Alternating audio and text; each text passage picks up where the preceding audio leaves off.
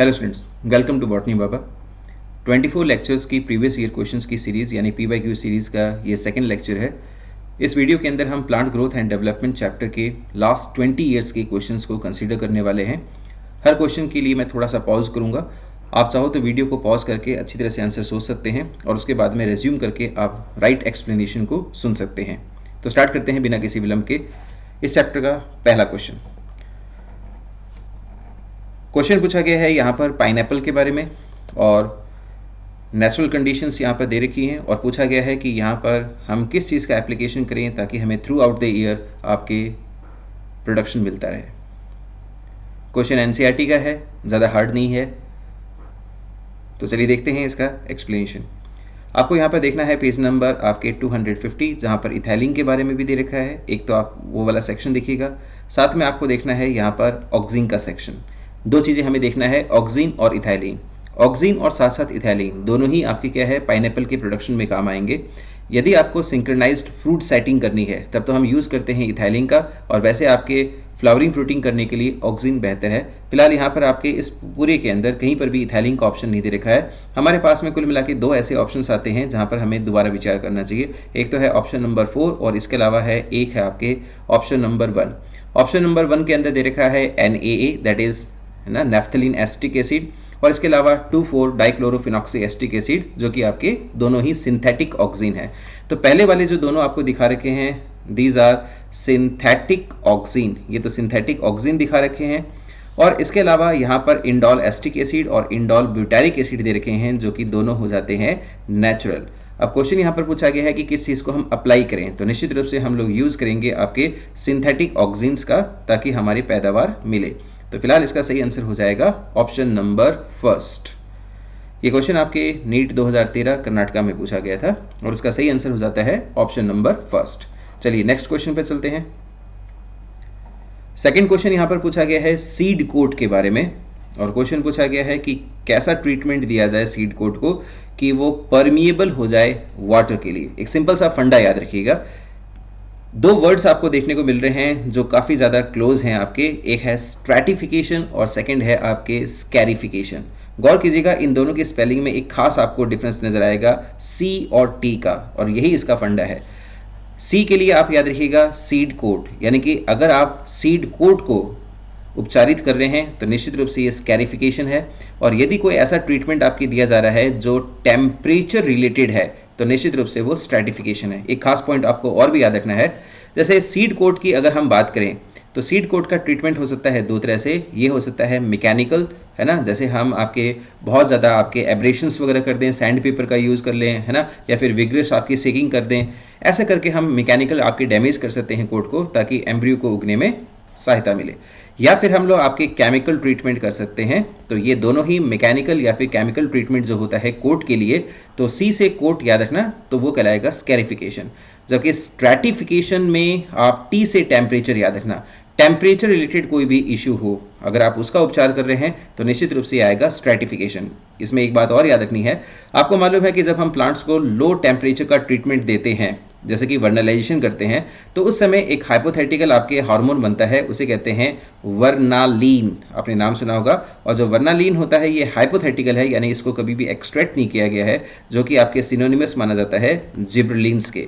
तो अगर आप जिब्रेलिन्स भी दे रहे हो ना, तो वो टेम्परेचर के इक्विवेलेंट ही माना जाएगा। इसका मतलब यदि आप सीड को ट्रीट कर रहे हो जिब्रेलिन्स के द्वारा, तो ये भी आपकी किस में आएगा, स्ट्रैटिफिकेशन में, क्योंकि जिब्रेलिन्स तभी बनेगा, या फिर यूं कह दीजिए वर्नालीन तभी बनेगा जब आप कोल्ड आपके टेम्परेचर से ट्रीट करते हैं सीड्स को। रही बात आपके वर्नलाइजेशन की, तो ये बिल्कुल ऑफ द ट्रैक आता है, क्योंकि वर्नलाइजेशन की अगर हम बात करें ना, ये तो आपके किसके लिए होता है, आपके एक्सेलरेशन ऑफ फ्लावरिंग के लिए। तो फिलहाल फ्लावरिंग की तो यहाँ पर बात चल ही नहीं रही है, यहाँ पर बात चल रही है सीड के ट्रीटमेंट की। सीड के ट्रीटमेंट में दोनों आते हैं, पर यहाँ पर क्वेश्चन पूछा गया है सीड कोट के लिए, तो 100% इसका आंसर हो जाएगा स्कैरिफिकेशन, है ना। C से कोट, सिंपल फंडा है, यूज कीजिए। तो फिलहाल इसका सही आंसर जाता है आपके स्कैरिफिकेशन। आपके सामने आंसर लिखे हुए हैं। अगले क्वेश्चन पे चलते हैं, क्वेश्चन नंबर 3। थर्ड वाले क्वेश्चन को देखिए। परसेप्शन के बारे में पूछा गया है फोटो पीरियड के लिए। तो यहाँ पर जो आपकी कीवर्ड आता है क्वेश्चन के अंदर, that is site of perception. कौन रिसीव करेगा आपके फोटो पीरियड को, लाइट को, for the induction of flowering. यानी क्वेश्चन जो आपके पूछा गया है इसके अंदर हम लोग देखेंगे लीफ के बारे में। आपको मालूम होना चाहिए कि लाइट को जो परसीव करता है, रिसीव करता है, निश्चित रूप से वो आपके फाइटोक्रोम आपके हार्मोन देखने को मिलेगा, फाइटोक्रोम, ठीक है, ये आपको देखने को मिलेगा पीआर और पीएफआर वर्जन में देखने को मिलेगा, जो आपकी रिसीव करेगा लाइट को, और ये आपके बनाते हैं फ्लोरिजन। क्या बनाएंगे? ये फ्लोरिजन बनाएंगे, और जो फ्लोरिजन होता है ये फ्लोएम से फ्लो करता हुआ आपके जाएगा सूट एपेक्स पर, है ना, या फिर बर्ड्स के पास में, और फ्लावरिंग को इनिशिएट या फिर एसिलरेट करता है, ठीक है। तो यहाँ पर जो आपके सही आंसर हो जाएगा वो हो जाएगा आपके लीव्स। तो लीव्स जो होती हैं वो आपकी होती हैं site of perception of photo period, okay. तो इसका सही आंसर हो जाएगा लीव्स, और इसमें कोई दिक्कत नहीं है। नेक्स्ट क्वेश्चन जो है क्वेश्चन नंबर 4 आपके सामने। क्वेश्चन नंबर 4 फाइटोक्रोम के बारे में है। देखिए इसको, फाइटोक्रोम बिल्कुल सिंपल है। इसमें दो बातें आपको याद रखनी है। अलग से आपको बता दूं कि फाइटोक्रोम जो होता है, इस पर क्वेश्चन जो आपके पूछा गया था 2016 के अंदर, इसका सही आंसर था आपकी क्रोमोप्रोटीन। बिल्कुल सिंपल सा क्वेश्चन है। कॉन्जुगेट प्रोटीन होता है, इसमें दो चीज़ होती हैं। एक तो आपको देखने को मिलता है पिगमेंट, साथ में तो इसमें पिगमेंट होता है, और पिगमेंट के साथ में हम लोग कहते हैं प्रोटीन का एसोसिएशन। यहाँ पर जो हम आपके पिगमेंट की वर्ड को यूज़ करते हैं ना, ये हम यूज़ करते हैं बेसिकली क्रोमोफोर के लिए, है ना, क्रोमोफोर ये वर्ड यूज करते हैं। तो क्रोमोफोर जो होता है वो कॉन्जुगेटेड होता है किसके साथ में? प्रोटीन के साथ में। ये कॉन्जुगेटेड प्रोटीन का एग्जाम्पल है। दो वर्जन में देखने को मिलता है फाइटोक्रोम, पीआर, और इसके अलावा आपको देखने को मिलता है पीएफआर, जो कि अलग अलग वेवलेंथ की लाइट को एब्जॉर्ब करते हैं और आपस में इंटर कन्वर्टिबल होते हैं। तो फिलहाल ये जो आपके क्वेश्चन है बहुत सिंपल सा है, आपका सही आंसर हो जाएगा क्रोमोप्रोटीन, ठीक है। बिल्कुल सिंपल सा क्वेश्चन था, ज़्यादा कुछ नहीं इसमें। नेक्स्ट आपके क्वेश्चन आता है फोटो पीरियडिज्म के लिए, और क्वेश्चन पूछा गया है हिस्टोरिक पॉइंट से कि इसको सबसे पहले कैरेक्टराइज किया गया था, डिस्कवर किया गया था कब, किसके अंदर। तो ये क्वेश्चन बिल्कुल सिंपल सा है। यहाँ पर आपके सही आंसर हो जाएगा टोबैको। टोबैको के अंदर आपके देखा गया था फोटो पीरियडिज्म को। ध्यान देने वाली बात यह है कि गार्नर और इसके अलावा अलार्ड, है ना, इन दोनों साइंटिस्ट ने आपके टबैको के ऊपर काम किया था, और टबैको के अंदर इन्होंने खास तौर पर एक वैरायटी थी, म्यूटेंट आपकी वैरायटी थी, एक म्यूटेंट वैरायटी थी आपके टबैको की, जिसको हम मैरीलैंड मैमॉथ के नाम से जानते हैं, मैरीलैंड मैमॉथ। और ये जो आपके टबैको की वैरायटी है, इसी के ऊपर आपके काम किया गया था हिस्टोरिक पॉइंट से, और स्टडी की गई थी किसके बारे में? Photo periodism. तो इसका सही आंसर हो जाएगा आपके टोबैको। तो टोबैको इसका सही आंसर है, और इस पर आपके वर्क किया था किसने? गार्नर ने, और इसके अलावा एलार्ड ने। मैंने यहाँ पर लिख भी रखा है, ये मैरीलैंड मैमॉथ के बारे में है, और इसी के अंदर सबसे पहली बार देखा गया था, ठीक है। नेक्स्ट क्वेश्चन की तरफ चलते हैं। अगला क्वेश्चन आपके सामने है। ये क्वेश्चन भी वैसा ही है जैसे अभी हमने थोड़ी देर पहले किया था। इस तरह के क्वेश्चंस आपके ज़्यादा रिपीट होते हैं पीएमटी के अंदर, और ये क्वेश्चन भी है आपके स्ट्रैटिफिकेशन और स्कैरिफिकेशन। क्या क्वेश्चन पूछा गया है आप देख सकते हैं, ये सेकंड वर्जन है उस क्वेश्चन का। ट्रीटमेंट कर रहे हैं सीड का लो टेम्परेचर। तो बात आ गई टेम्परेचर की, तो मैंने आपसे कहा था सी फॉर कोट, है ना, तो आपको याद रखना था स्कैरिफिकेशन तो कोट के लिए हो गया, और लो टेम्परेचर का है तो 100% ये आपके हो जाएगा स्ट्रैटिफिकेशन। इसमें कोई भी सेकंड थॉट काम नहीं करना है, ठीक है। तो चलिए ये फटाफट आपके क्वेश्चन हो गया स्ट्रैटिफिकेशन का, लो टेम्परेचर, और काम बन गया। तो इसका सही आंसर गया था आपके स्ट्रैटिफिकेशन, इसमें कोई दिक्कत नहीं है। अगला क्वेश्चन, क्वेश्चन नंबर 7 आपके पास सामने है, इसको ट्राई करते हैं। ऐसे क्वेश्चंस बहुत ज़्यादा रिपीट हुए हैं, ये 2016 में पूछा गया है नीट सेकंड वर्जन के अंदर। इसको करके देखते हैं। इस वाले क्वेश्चन में देखो क्या पूछा गया है। यहाँ पर आपके पूछा गया है कि डिफ्रेंशिएशन करना चाहती है आपकी tissue, okay, artificial culture medium के अंदर, और पूछा गया कि कौन सा पेयर ऑफ हार्मोन हम यूज़ करेंगे, ठीक है। तो इसके बारे में देखते हैं। तो यहाँ पर आपको याद रखना है एक हिस्टोरिक आपके मिलर और स्कूज के बारे में, और उसी को हम यूज़ करते हैं, मिलर और स्कूज वाले एक्सपेरिमेंट्स को हम लोग आपके कल्चर मीडिया के अंदर। तो यहाँ पर आपके दो कॉम्बिनेशन होते हैं, ऑक्सीन अपॉन साइटोकाइनिन। याद रखिएगा, ऑक्सीन अपॉन साइटोकाइनिन की रेशियो यदि 1 आती है, इसका मतलब आपके कैलस बनेगा, that is undifferentiated mass of cell, है ना।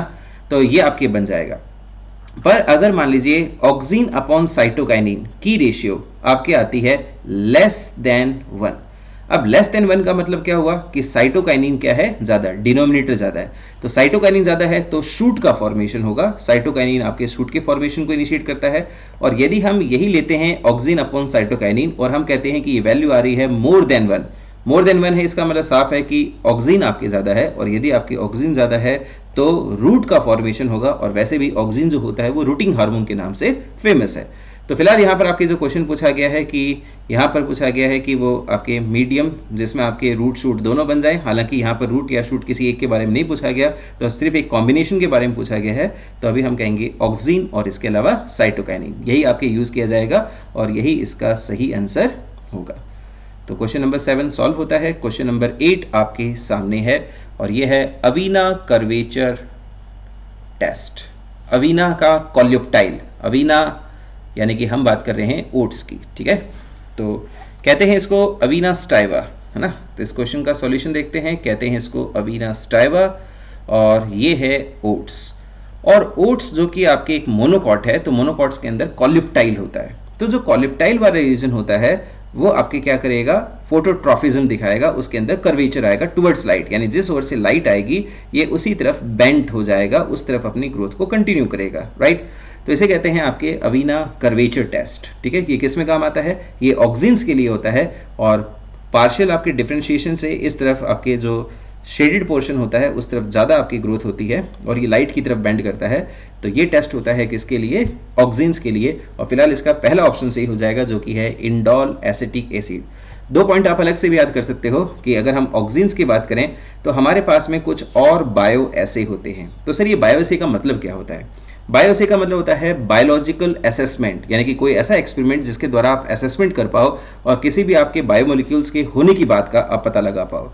तो हमें देखना है कि कोई भी ऐसा एक्सपेरिमेंट जो ऑक्सिन की होने की बात को समझाए। तो अभी हमने कहा कि हम कुछ और भी कर सकते हैं अपार्ट फ्रॉम अवीना कर्वेचर टेस्ट, इसके अलावा भी हम कर सकते हैं जैसे कि स्प्लिट पी टेस्ट।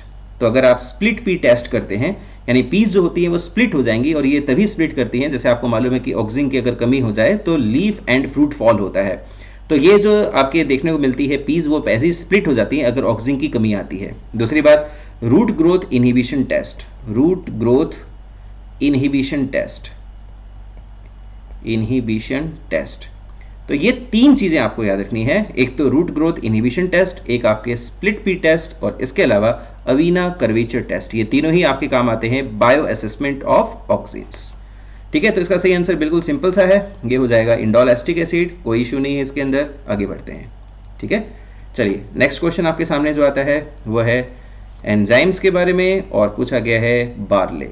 बार्ले हो, मेज हो या फिर किसी भी आपके प्लांट के बारे में हो, खासतौर पर डॉर्मेंसी की ब्रेकेज के बारे में हो, तो देखना है क्या होगा। तो चलिए इस बात को समझते हैं। इस वाले क्वेश्चन को सिंपल सा है, जैसे आप मेज को ले सकते हैं, बार्ले को ले सकते हैं। इनके अंदर क्या होता है, देखिए बार्ले की अगर हम बात करें तो इनमें होता है बेटा स्टार्च, और जो स्टार्च होता है उसका दूसरा नाम होता है amylum. And sir what do you mean by amylum? Amylum जो होता है ये एक तरह का पॉलीसेक्राइड है that is composed of amylose, amylose और साथ में अमाइलोपेक्टिन, ठीक है। और आपने बायोमोलिक्यूल्स में देखा होगा अमाइलोज हो चाहे अमाइलोपेक्टिन हो, इनके अंदर बॉन्ड कैसे होते हैं, अल्फा। तो इनको तोड़ने के लिए जो चीज़ काम आती है, जो एंजाइम काम आती है, उसका नाम होता है अल्फा अमाइलेज। तो देखो अल्फा तो इसलिए कहा गया क्योंकि अल्फा बॉन्डिंग है, और अमाइलेज एज का मतलब एंजाइम, और अमाइल किस लिए कहा गया, अमाइलम के लिए, यानी स्टार्च का नाम है। तो अल्फा अमाइलेज जो आपकी टेस्ट होता है ये बायो असेसमेंट में भी काम आता है जिबलिन्स के, और अल्फा अमाइलेज जो एंजाइम होती है वो क्या करेगी, बार्ले जो कि आपकी एंडोस्पर्म सीड है, इसके एंडोस्पर्म के अंदर जो आपको स्टार्च देखने को मिल रहा है उसको आपके फूड को मोबिलाइज करेगी, एम्ब्रियो को प्रोवाइड करेगा, जिससे एम्ब्रियो आपके जर्मिनेट करेगा। बिल्कुल सिंपल है, इसका सही आंसर हो जाएगा अल्फा अमाइलेज। तो चलिए यही इसका सही आंसर गया था। नेक्स्ट वाले क्वेश्चन पर चलते हैं, that is seed dormancy. Unique question है, सिंपल है वैसे तो। सीड डॉर्मेंसी के बारे में पूछा गया है। बहुत सारे हार्मोन्स मिलकर सीड डॉर्मेंसी को तोड़ते हैं, पर यहां बनाने की बात की जा रही है। तो यहां पर हम बात करेंगे किसकी, एब्सिसिक एसिड की। तो जो एब्सिसिक एसिड होता है इसका मेन फंक्शन जो होता है ना, ये मेन फंक्शन होता ही क्या है, वो है आपके डॉर्मेंसी को बनाए रखना, ठीक है। तो यहां पर अभी हमने कहा एब्सिसिक एसिड। आपको मालूम होना चाहिए कि यहाँ पर एक क्वेश्चन और पीएमटी में पूछा जाता है कि what is the main function of abscisic acid. तो ज़्यादातर स्टूडेंट्स ये सोचते हैं कि नाम ही इसका एब्सिसिक एसिड है तो एब्सिशन करना ही इसका मेन रोल होगा, ऐसा नहीं है। एब्सिशन करना इसका सेकेंडरी रोल होता है, इसका मेन जो रोल होता है वो होता है डॉर्मेंसी। याद रखिएगा कि इसका जो मेन रोल होता है वो होता है डॉर्मेंसी को बनाए रखना। अब सर ये इसका मेन रोल क्यों, देखो एक ऐसा रोल जो सिर्फ एक ही हार्मोन कर पाए, वो उसकी विशेषता है, वो इसका यूएसपी है, उसका यूनिक पॉइंट है और वही उसका मेन पॉइंट कहलाएगा। अगर हम एब्सिसिक एसिड की बात करते हैं सेनेसेंस के लिए, तो यार इथाइलिन भी तो सेनेसेंस करता है। अगर हम एबी की बात करते हैं किसी और चीज के लिए जैसे एब्सिशन की, तो एब्सिशन करने को तो डिफरेंशियल एब्सिशन ऑक्सीन भी करता है और नॉर्मल ऑक्सीन आपके नॉर्मल जो एब्सिशन होता है वो इथाइलिन भी करता है। तो एब्सिशन करना इसका मेन यूनिक पॉइंट नहीं हो गया। यूनिक पॉइंट इसका क्या है, वो जो सिर्फ ये करे, और वो कौन है, वो है डोरमेंसी करना। तो डोरमेंसी करना इसका मेन फंक्शन कहलाता है। और नॉर्मल क्वेश्चन पूछा गया कि सीड डोरमेंसी कौन करेगा, निश्चित रूप से आपके एब्सिसिक एसिड करेगा। ठीक है, सिंपल क्वेश्चन है, कोई दिक्कत नहीं इसके अंदर। बस याद रखिएगा कि अगर क्वेश्चन पूछा है कि मेन फंक्शन क्या है एब्सिसिक एसिड का, तो आपको एब्सिशन नहीं करना है, आपको करना है डोरमेंसी। ठीक है, चलिए नेक्स्ट क्वेश्चन पे चलते हैं। Question number 11। ठीक है, क्वेश्चन नंबर 11 आगे पूछा गया है the process of growth is maximum during. बिल्कुल सिंपल सा क्वेश्चन है, इसमें कोई दिक्कत ही नहीं है, ये आप इजीली कर सकते हो। और आपको मालूम है कि जब भी हम लोग आपके सिग्मॉइड कर्व वगैरह देखते हैं तो उसके अंदर आप पढ़ते हो लैग, लॉग और साथ में आप डीएसलेरेटिंग और एसिम्प्टोट यानी स्टेशनरी फेज वगैरह भी देखते हो। मेन पॉइंट ये है कि जो आपके ये लॉग वाला फेज देखने को मिलता है, लैग के बाद में जो लॉग आता है, ये लॉग फेज जो होता है ये ग्रैंड पीरियड ऑफ ग्रोथ कहलाता है। और यहीं पर आपकी होती है एक्सपोनेंशियल ग्रोथ, यहीं पर होती है मैक्सिमम ग्रोथ। ठीक है, तो यहां पर आपकी मैक्सिमम ग्रोथ देखने को मिलेगी, एक्सपोनेंशियल ग्रोथ देखने को मिलेगी, तो इसका सही आंसर हो जाएगा लॉग। इसमें कोई दिक्कत नहीं है, लॉग बिल्कुल ईजी था, इसमें क्वेश्चन में कोई दिक्कत नहीं है, हालांकि आपने पहले आंसर देखा है, पर ये चलेगा। ठीक है, चलिए आगे चलते हैं। नेक्स्ट क्वेश्चन जो आता है वो आपके आता है क्वेश्चन नंबर 12। और क्वेश्चन नंबर 12 आता है which of the following is not an inhibitory substance governing seed dormancy. इनमें से कौन सा ऐसा है जो आपके सीड डोरमेंसी को गवर्न नहीं करता है, बनाए नहीं रखता है, यूं कहिए बनाए नहीं रखता है, यानी कि उसको तोड़ेगा। ठीक है, सीड डोरमेंसी को बनाए नहीं रखेगा। यहां पर आपको कुछ कीवर्ड्स आपको एक्स्ट्रा में बोलूंगा, वो आपको याद होने चाहिए। ठीक है, देखिए एब्सिसिक एसिड निश्चित रूप से डोरमेंसी करता है, ये बात अभी हमने थोड़ी देर पहले देखी है ना, ये डोरमेंसी करेगा। इसके अलावा फेनोलिक एसिड, पैरास्कॉर्बिक एसिड एनसीईआरटी के पैराग्राफ में आता है, इसमें कोई इशू नहीं है, ये हमें याद करना है। इनके अलावा हमको कुछ नाम और भी याद रखने हैं, अगर वो ऑप्शन में होते तो वो भी सही होते, जैसे टैनिन्स, ये भी करते हैं। और टैनिन्स के अलावा आप दूसरे एग्जाम्पल्स भी ले सकते हो, जैसे different form of inhibitory alkaloids, ये कर सकते हैं, या फिर इसके अंदर लैक्टोन्स की आपके अमाउंट ज़्यादा हो जाए। पर सबसे इंपॉर्टेंट है, मैं स्टार लगा के आपके लिए 2 नाम लिखना चाहूँगा जो पेट क्वेश्चंस के तौर पर बनते भी हैं आपके। एक तो आप पोटैटो के हिसाब से याद रखिएगा, पोटैटो का जब भी क्वेश्चन आए तो आपको है ना बीटा इनहिबिटर का नाम लेना है, बीटा इनहिबिटर। याद रखिएगा एब्सिसिक एसिड को ही हम बीटा इनहिबिटर जानते हैं हिस्टोरिकली। उसके बाद में टोमेटो की अगर बात हो, है ना, तो टोमेटो के अंदर आपको खास नाम याद करना है, वो है फेरुलिक एसिड। ये 2 नाम आप याद रखिएगा। टोमेटो के लिए अगर आपको डोरमेंसी के लिए पूछा जाए तो आपको फेरुलिक एसिड, और पोटैटो के लिए कहा जाए तो आपको बीटा इनहिबिटर याद करना है। और फिलहाल तुम्हें मालूम है कि ये सभी तो आपके क्या है, डोरमेंसी को बनाते हैं, और तोड़ने का काम, ब्रेकिंग ऑफ सीड डोरमेंसी 100% आपकी कौन करेगा, जिबरेलिन्स करेगा। ठीक है, नीट 2020 बिल्कुल फ्रेश क्वेश्चन, कोई दिक्कत नहीं है। क्वेश्चन का आंसर हो गया जिबरेलिक एसिड। और चलिए अगला चलते हैं, क्वेश्चन नंबर 13। क्वेश्चन नंबर 13 बिल्कुल सिंपल सा है, ये बात हमने थोड़ी देर पहले भी देखी थी। और यहाँ पर आपके क्वेश्चन पूछा गया पाइनएप्पल, क्या करना है, ऑक्सीन भी करेगा और इथाइलिन भी करेगा। ठीक है, आपको इसके लिए पेज नंबर 250 इथाइलिन वाला सेक्शन और इसके अलावा पेज नंबर 248 ऑक्सीन का सेक्शन आप दे सकते हो। दोनों के अंदर आपको पाइनएप्पल के बारे में लिखा मिल जाएगा, बराबर। इसका सिंपल सा आंसर हो जाएगा ऑक्सीन और इसके अलावा इथाइलिन, इसमें कोई भी आपकी प्रॉब्लम नहीं है। ठीक है, नेक्स्ट आपके चलते हैं लीफ और फ्रूट फॉल। बहुत बार क्वेश्चन पूछा गया है, बहुत सिंपल सा है, और ये सिंपल सा आपके ऑक्सीन के लिए याद रखना है। तो यहाँ पर पूछा गया है फ्रूट और इसके अलावा लीफ ड्रॉप, यानी कि प्री मैच्योर आपकी लीफ वगैरह की फॉलिंग हो रही है, तो ये होता है आपकी ऑक्सीन की कमी होने से। तो नॉर्मल अगर आपके क्वेश्चन पूछा है कि किसकी कमी होने से होता है, तो सिंपली आप ऑक्सीन को टिक कीजिए, 4 नंबर उठाइए। चलिए कोई दिक्कत नहीं इसके अंदर। अगले क्वेश्चन पर चलते हैं, डिफरेंशिएशन ऑफ सूट। ये क्वेश्चन भी हमने देखा है, ये वो क्वेश्चंस हैं जो बार बार रिपीट होते हैं, इसमें ज़्यादा आपकी कोई डील नहीं है।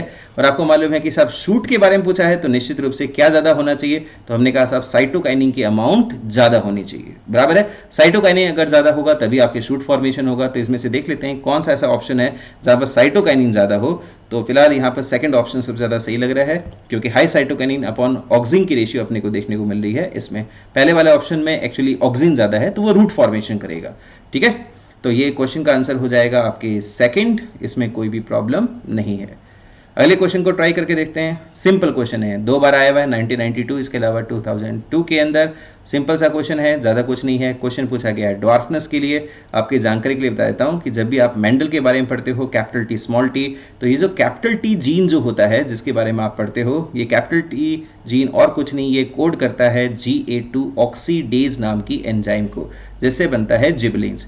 तो जब आप कहते हो कि साहब ये कैपिटल टी जीन है, इसका मतलब जीन इंटैक्ट है, जिबलिन्स बनेगा, प्लांट की हाइट बढ़ेगी। और जब आप कहते हो स्मॉल टी, तो बेटा स्मॉल टी का मतलब हो गया कि म्यूटेशन आ गया है और GA2 ऑक्सीडेज नहीं बनेगा, जिबलिन्स का सिंथेसिस नहीं होगा और प्लांट जिबलिन्स के अभाव में कैसा रह जाएगा, ड्वार्फ। फिलहाल इसका क्वेश्चन का आंसर बिल्कुल सिंपल है, जिबरलिक एसिड। ओके, चलिए भाई नेक्स्ट देखते हैं क्वेश्चन। क्वेश्चन यहाँ पर सिंपली पूछा गया है, बहुत प्यारा सा क्वेश्चन है, और क्वेश्चन पूछा गया है कि ग्रीन प्लांट है, इसको एक्सपोज किया गया लाइट से, पर हमने सिर्फ ओनली वन साइड की, सिर्फ एक ही तरफ से हमने इसको इल्यूमिनेट किया है, एक ही तरफ से इस पर लाइट डाली है, और ये आपके मुड़ रहा है, उसकी तरफ बेंड हो रहा है टुवर्ड्स लाइट्स। तो क्या देखने को मिल रहा है, ये आपके बात पूछी गई है। तो पहले इसके बारे में समझ लेते हैं कि क्या होता है। आपको मालूम है कि जब हम आपके इस तरह से कॉलिप्टाइल लेके चलते हैं और एक तरफ से यानी कि यूनिलैटरल आपकी इल्यूमिनेशन करते हैं, लाइट डालते हैं, तो जिस तरफ से हम लाइट यूज करते हैं उस तरफ आपकी ऑक्सिन का सिंथेसिस होता है। याद रखिएगा, ऑक्सिन का सिंथेसिस हमेशा इल्यूमिनेटेड साइड पर होता है, पर ऑक्सिन वहां पर आपके ज्यादा काम नहीं करता। ऑक्सिन हमेशा शेडेड पार्ट की तरफ जाता है या फिर डाउन साइड, यानी कि बेसिपिटल आपकी क्या करेगा, मूवमेंट दिखाएगा, पोलर मूवमेंट होता है, टॉप टू बॉटम ऐसे जाएगा। और इल्यूमिनेटेड साइड पर चूंकि ऑक्सिन ज्यादा पहुंच जाएगा, तो यहां पर ये आपके सेल इलोंगेशन ज्यादा करेगा कंपैरेटिवली इस साइड पर, क्योंकि इस साइड बना तो सही पर वहां पर आपके काम नहीं करता, फिजियोलॉजिकल इफेक्ट नहीं दिखाएगा। तो एक तरफ तो आपकी कम ग्रोथ होगी और एक तरफ आपकी होगी ज्यादा, और इसीलिए ये ट्विस्ट हो जाएगा और ये मुड़ जाएगा। तो चूंकि इस तरफ ज्यादा ग्रोथ हो रही है तो ये लाइट की तरफ आपके घूम जाएगा। इसे कहते हैं फोटोट्रॉफिज्म होना, और ये आपको देखने को मिलेगा। तो यहां पर हम ऑप्शंस देख लेते हैं। यहां पर पूछा गया है लाइट स्टिमुलेट करता है प्लांट सेल्स को, और ये कहता है कि लाइट साइड पर आपकी ग्रो फास्टर, लाइट साइड पर आपके फास्ट ग्रोथ नहीं होती है, शेडेड साइड पर आपकी ज्यादा ग्रोथ होती है, तो ये गलत हो गया। ऑक्सिन एक्यूमुलेट होता है ऑन शेडेड साइड, हमने कहा बिल्कुल सही है, शेडेड साइड पर आपके एक्यूमुलेट होता है। स्टिमुलेट करता है ग्रेटर आपके सेल इलोंगेशन को, बिल्कुल सही है। याद रखिएगा, सेल इलोंगेशन यानी सेल वॉल के इलोंगेशन के अंदर एक प्रोटीन काम आता है, एक्सपेंसिन प्रोटीन, याद रखिएगा उसका नाम एक्सपेंसिन प्रोटीन।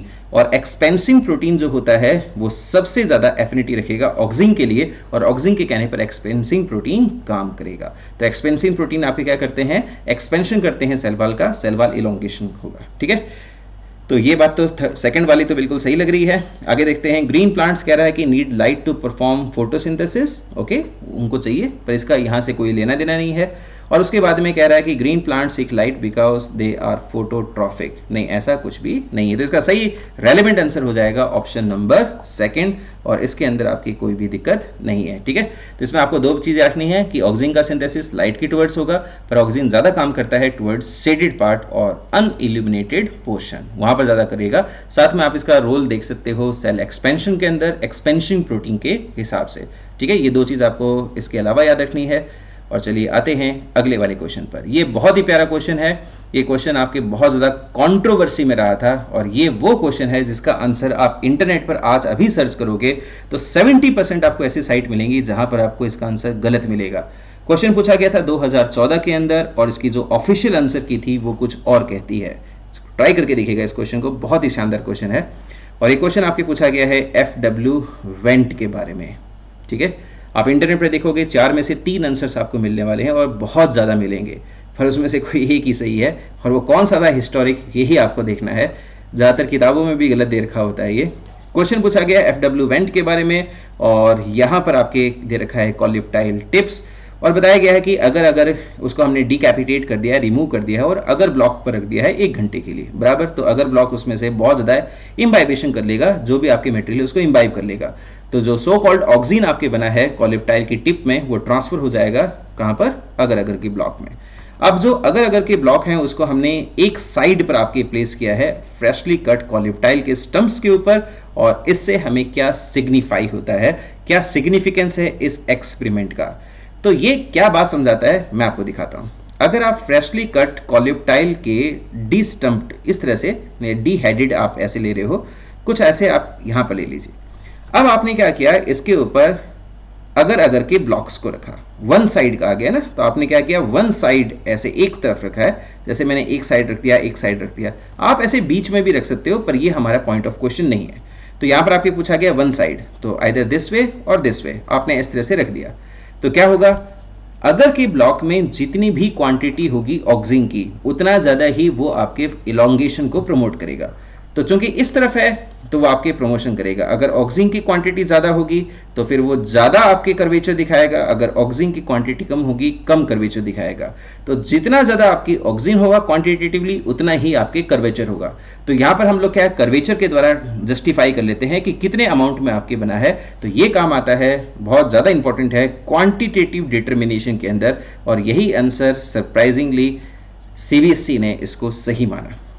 यहां पर आप इंटरनेट पे देखोगे तो आपको बहुत सारे ऐसे ऑप्शंस मिलेंगे जहां पर पोलर मूवमेंट की बात की है कि साहब ऑक्सीजन आपके पोलर मूवमेंट करता है। हाँ ठीक है, इसकी प्रॉपर्टी है, पर ये इस क्वेश्चन का राइट आंसर नहीं है। कई जगह आपको मिलेगा पहला ऑप्शन जहां पर साफ साफ लिखा है कि साहब this experiment made possible the isolation and extraction of या फिर आइडेंटिफिकेशन ऑफ ऑक्सीजन। नहीं भैया, ये भी सही नहीं है। जो हिस्टोरिक है, अगर आपके पास में आंसर की हो 2014 की ऑफिशियल आंसर की सीबीएसई की, तो इसे देखना चाहिए, आपको आंसर मिलेगा इसका सेकंड, जो कि है क्वांटिटेटिव डिटर्मिनेशन। यानी कि जितना ज़्यादा आपकी ऑक्सीजन होगा क्वांटिटेटिव फॉर्म में, उतना ही ज़्यादा आपके कर्वेचर होगा। यही इसका राइट ऑप्शन माना गया था सीबीएसई के द्वारा। ओके, 2014 का सबसे प्यारा क्वेश्चन। चलिए आगे बढ़ते हैं। तो इसका सही आंसर क्या था, सेकेंड। और आगे बढ़ते हैं। अगला क्वेश्चन आता है स्ट्रेस हार्मोन। बिल्कुल मक्खन है, ज़्यादा कुछ भी नहीं करना है इसके अंदर। तो आपको मालूम है कि एब्सिसिक एसिड या फिर एबीए जो होता है, एंटी ट्रांसपेरेंट या फिर स्ट्रेस हार्मोन के तौर पर जाना जाता है। इसे कहते हैं एंटी ट्रांसपेरेंट, या फिर इसे हम लोग कहते हैं स्ट्रेस हार्मोन। बिल्कुल सिंपल है, कोई डील नहीं करनी इसके अंदर। आगे बढ़ते हैं, तो ये क्वेश्चन आपकी सॉल्व हो जाता है। नेक्स्ट क्वेश्चन आता है फॉल ऑफ फ्रूट्स। वही रिपीटेड क्वेश्चंस है, लीफ या फिर फ्रूट फॉल के बारे में अगर इस तरह के क्वेश्चंस आते हैं आप इजीली कर सकते हो। और आपको मालूम है इसमें ऑक्सीजन ढूंढना है। तो भाई कहाँ है ऑक्सीजन अपने पास में, यहाँ देखो एक नाम मिल रहा है G18। यार G18 क्या होता है, साइटोकाइनिन है, नेचुरल है, ये तो नहीं हो सकता। इथाइलिन और Ga3 यानी कि जिबलिन्स, ये तो हो नहीं सकते। यहाँ पर अपने को एक देखने को मिल रहा है, that is naphthalene acetic acid. और आपको मालूम है कि जो नैफ्थलीन एस्टिक एसिड देखने को मिलता है ये एक सिंथेटिक ऑक्सीजन है। तो अपने को यहाँ पर सिंथेटिक ऑक्सीजन के दर्शन हो रहे हैं, इसी को हम ऑप्ट कर लेंगे। फॉल ऑफ फ्रूट्स यहाँ पर इसको प्रिवेंट करने के लिए काम आएगा। जनरली अगर ऑक्सीजन की कमी आ जाती है पौधे में तो लीफ और फ्रूट फॉल्स हो जाते हैं। ठीक है, तो चलिए नैफ्थलीन एस्टिक एसिड इसका राइट आंसर है। क्वेश्चन नंबर 21 आपके सामने है। इंपॉर्टेंस ऑफ डे लेंथ, इसके बारे में आपके क्वेश्चन पूछा गया है, ये आपको बताना है। चलिए देखते हैं। ये क्वेश्चन हम पहले भी देख चुके हैं। डे लेंथ की यहाँ पर बात हो रही है। सिंपली बात है, यहाँ पर बात चल रही है फोटो पीरियोडिज्म के बारे में। अब बताइए भाई फोटो पीरियोडिज्म कहाँ पढ़ा गया था। तो अभी हमने कहा कि ये बात तो हमने देखी थी मैरीलैंड मैमोथ के बारे में, टबैको प्लांट के बारे में। क्वेश्चन रिपीट हुआ है, 2018 में 8 में भी आया है। गार्नर अलार्ड ने इसको पढ़ा था, कोई बड़ी डील नहीं है, इजीली इसको सॉल्व कर सकते हैं। अगले क्वेश्चन पर चलते हैं, क्वेश्चन नंबर 22। चलिए क्वेश्चन नंबर 22 देखिएगा। हार्मोन रेस्पॉन्सिबल फॉर सेनेसेंस, मैं आपको बता देता हूं, दो बातें याद रखिएगा। सैड, सर सैड क्या होता है, सैड होता है सेनेसेंस, एब्सिशन, डोरमेंसी। देखिए अगर आप इथाइलिन की बात कीजिएगा, इथाइलिन, और दूसरी तरफ आप बात करते हैं एब्सिसिक एसिड। एब्सिसिक एसिड के अंदर आपको ये तीनों बुराइयां देखने को मिल जाएंगी। वो सेनेसेंस भी करता है, वो एब्सिशन भी करता है, वो डोरमेंसी भी करता है। इथाइलिन जो होता है वो सेनेसेंस करता है, वो एब्सिशन करेगा, पर डोरमेंसी को ब्रेक करने में काम आता है। यहाँ पर भी आपको पेज नंबर 250 पढ़ना चाहिए, वहाँ पर आपको देखने को मिलेगा कि जो पोटैटो बर्ड्स वगैरह होते हैं उसकी स्प्राउटिंग में भी काम आता है। हालांकि पोटैटो बर्ड्स की स्प्राउटिंग में मेन रोल जिबलिन्स का माना जाएगा। तो खैर यहाँ पर आपने देखा कि साहब इथाइलिन के अंदर तीनों बुराइयां नहीं है, एक चीज तो इसमें सही है, जबकि एब्सिसिक एसिड ये पूरी तरह से आपके है तीनों ही पार्ट सैड बोलकर पूरा सैड ही है। तो यहाँ पर अपन देखते हैं रेस्पॉन्सिबल फॉर सेनेसेंस, दो चीज़ आपकी रेस्पॉन्सिबल होती हैं सेनेसेंस के लिए, इथाइलिन और एब्सिसिक एसिड, और फिलहाल यहाँ पर इथाइलिन तो गायब है, तो हमें एब्सिसिक एसिड को उसको टिक करना है। ठीक है, इसमें कोई बड़ी डील नहीं है, ये क्वेश्चन हो जाएगा। तो इसका सही आंसर क्या था, ABA, कोई बड़ी बात नहीं है। उसके बाद में एक बहुत ही प्यारा क्वेश्चन है, इसको ट्राई करके देखिए, इसको थोड़ा सा डिटेल में समझें तो ज़्यादा अच्छा है। क्वेश्चन पूछा गया है टिपिकल ग्रोथ कर्व। क्वेश्चन तो बिल्कुल सिंपल सा है, 2015 के अंदर जब आपके पेपर कैंसिल हुआ था ये क्वेश्चन आपके पूछा गया था, पर वैसे देखा जाए तो इस क्वेश्चन के अंदर बहुत सारी जानकारी आपको देखने को मिलेगी। ट्राई करके देखते हैं इनको, अगर ये क्वेश्चन किसी और तरीके से पुटअप होता है तो कैसे करना है वो देखते हैं। लीनियर ग्राफ के बारे में क्वेश्चन आए तो हमें मालूम है कि ये देखने को मिलेगा रैम और इसके अलावा सैम में। यहां पर आपको देखने को मिलेगी कैसे लीनियर ग्रोथ होगी, लीनियर कर्व बनेगा, इसमें कोई बड़ी बात नहीं। ठीक है, सेकंड अगर अपन लेके चलते हैं पैराबोलिक कर्व, ये कहां देखने को मिलेगा, ये देखने को मिलता है बेटा अपने को एनिमल साइज में। तो एनिमल का जो साइज होता है वो यूजुअली टिपिकली देखा जाए तो ये आपके क्या है पैराबोलिक कर्व बनाता है। अगर आप एनिमल के साइज को देखते हो इन टर्म्स ऑफ लेंथ और अगर आप इसको देखते हो इन टर्म्स ऑफ वेट, तो लेंथ और वेट के तौर पर देखोगे ना तब तो एनिमल का जो साइज है वो पैराबोलिक कर्व दिखाएगा। अच्छा, उसके बाद में आता है स्टेयर स्टेप्स, आपके ये पूछा गया है। अब ये वाला कब देखने को मिलता है, यहां पर एक क्वेश्चन भी पूछा गया है आपके एनसीईआरटी के अंदर, आप देखिएगा पेज नंबर 243, मैं यहां पर ले रहा हूं, आप देखिएगा पेज नंबर 243, तो वहां पर आपके पूछा गया है एक ट्री के बारे में। ये वो क्वेश्चन है जहां पर आप इंटरनेट अगर देखोगे तो आपको वेरियस साइट्स मिलेंगे, मैं नाम नहीं लेना चाहूंगा, तो यहां पर वेरियस साइट्स मिलेंगी और वहां पर सब कुछ कबाड़ा डाल रखा है। यहां पर क्वेश्चन पूछा गया कि जो ट्री प्लांट होता है अगर वो सीजनल वेरिएशंस दिखाता है, सीजनल ग्रोथ दिखाता है, तो उसके अंदर कैसे देखने को मिलेगा, निश्चित रूप से सिग्मॉइड देखने को मिलेगा, पर सिग्मॉइड स्टेयरकेस के तौर पर देखने को मिलेगा। मैं आपको दिखाता हूं, जैसे मान लीजिए हमने एक पौधा लिया है तो उसके एक सीजन में आपको सिग्मॉइड मिलेगा, अगले सीजन में फिर सिग्मॉइड देखने को मिलेगा, उसके अगले सीजन में फिर सिग्मॉइड देखने को मिलेगा, एंड सो ऑन। तो ये जो देखने को मिलता है ये बनता है एक स्टेयरकेस लाइक मॉडल। ठीक है, तो हर आपके एक पूरा ईयर को अगर हम देखते हैं तो उसके अंदर आपको कंप्लीट एक सिग्मॉइड देखने को मिलेगा। अब इस सिग्मॉइड के अंदर बेटा 3 हिस्से हुए, जैसे कौन कौन से, एक तो लैग, एक अपना लॉग, और इसके अलावा एक स्टेशनरी फेज। जो इसका इस पूरे स्टेयरकेस का हर एक सिग्मॉइड अगर अपन देखें ना, इंडिविजुअल सिग्मॉइड देखें, तो उसका जो लैग फेज होता है ये तब बनता है जब स्लो ग्रोथ होती है, और स्लो ग्रोथ तब होती है जब स्प्रिंग के अंदर नई नई पत्तियां आती हैं। सीजनल वेरिएशन दिखा रहे हैं ना, तो मान लो डेसिड्यूस का एग्जांपल ले लो, जहां पर आपकी पतझड़ का मौसम भी आएगा, पत्तियां भी गिरेंगी, अगले सीजन में नई पत्तियां भी आएंगी, ग्रोथ भी करेंगी, उसकी बात करें। अगर आप बात करते हो लॉग की, एक्सपोनेंशियल ग्रोथ की, तो ये आपको देखने को मिलेगा समर के दौरान, और उस समय आपकी क्या है बहुत ज्यादा एक्सपेंशन होगा लीव्स का। और बाद में जब आप विंटर की बात करोगे तो वहां पर आपके क्या होगा, स्टेशनरी ग्रोथ आ जाएगी या फिर पत्तियां गिर जाएंगी ऐसे। तो यहां पर हम विंटर ऑटम की बात करेंगे, एक्चुअली विंटर के अंदर जाके स्टेबलाइज हो जाएगी। ठीक है, बाद में पत्तियां गिरें ना गिरें वो एक अलग बात है। तो आपने देखा कि सब नई नई पत्तियों का आना, एक्सपेंशन होना, और फिर उसके बाद में फर्दर ग्रोथ का रुक जाना, यानी कि पत्तियां they will keep on expanding, ऐसा नहीं होगा। पत्तियां एक निश्चित आपके आकार लेने के बाद में रुक जाएंगी, स्टेशनराइज आपके हो जाएगा ग्रोथ। ठीक है, तो आपने देखा कि सीजनल जो ग्रोथ दिखाता है ना, निश्चित रूप से उसमें हर आपके क्या है पूरे एक ईयर में एक सिग्मॉइड बनेगा, पर पूरी लाइफ को देखा जाए एज ए प्लांट होल तो फिर आपके देखोगे पूरे लाइफ स्पैन में स्टेयरकेस बनेगा भाई। तो जो स्टेयरकेस है वो तो आपको देखने को मिलेगा ट्रीज के अंदर, जो कि सीजनल वेरिएशन दिखाते हैं ईयर टू ईयर, पैराबोलिक आपको एनिमल साइज में, और लीनियर मिलेगा रैम और सैम। और फिलहाल ये क्वेश्चन तो बिल्कुल इजी था, सबने कर लिया होगा, और इसका आंसर आपने टिक किया होगा सिग्मॉइड। तो एक्स्ट्रा जानकारी आपके लिए थी, अगर ऐसा क्वेश्चन आता है हिट करना है, फोड़ के आना। अगला क्वेश्चन देखते हैं भाई। अगला क्वेश्चन आपके नीट 2020 बिल्कुल ताज़ा ताज़ा है, और क्वेश्चन क्या पूछा गया है यार, ये तो कुछ भी नहीं पूछा है। और यहाँ पर आपके जो पूछा गया है वो है शुगर केन क्रॉप के बारे में, और पूछा गया है इंक्रीज करनी है हमें स्टेम की लेंथ और आपके शुगर की ईल्ड, और कुछ लिखा गया है एनसीईआरटी में। कहाँ लिखा गया है, पेज नंबर 249 पर जिबलिन्स के बारे में देखोगे, कुछ आपको बताया गया है कि 20 टन्स को, ये आपने हिंट मिली 20 टन्स ना पर एकड़, ऐसे आपकी क्या है प्रोडक्टिविटी को बढ़ाने की बात की है। हाँ, तो ये सिंपल लाइन्स उठा के दी गई है, बिल्कुल सिंपल सा क्वेश्चन है। जिबलिन्स को टिक करेंगे, 4 नंबर उठाएंगे, आगे बढ़ जाएंगे। ठीक है, चलिए नेक्स्ट क्वेश्चन की तरफ चलते हैं। कुछ बात है यहाँ पर अगले क्वेश्चन में। देखो एक बात बताता हूँ, जो छोटे क्वेश्चन होते हैं वहाँ एक्चुअली क्या है ज़्यादा जाल होता है, बड़े क्वेश्चन में ज़्यादा हिंट होती है। जितने बड़ा क्वेश्चन होगा उतनी ज़्यादा हिंट है, तो ईजी हो जाता है वो, है ना। बस थोड़ा सा क्वेश्चन रखिएगा। तो चलिए देखते हैं इसको, क्या कहा गया है, यहाँ पर एक सेट लिया गया है प्लांट का, 12 घंटे आपकी ग्रो किया गया है, 12 घंटे नाइट पीरियड्स के अंदर, नॉर्मल है, नॉर्मल फ्लावरिंग कर रहा है, तो एक हमारे पास में नॉर्मल सेट का।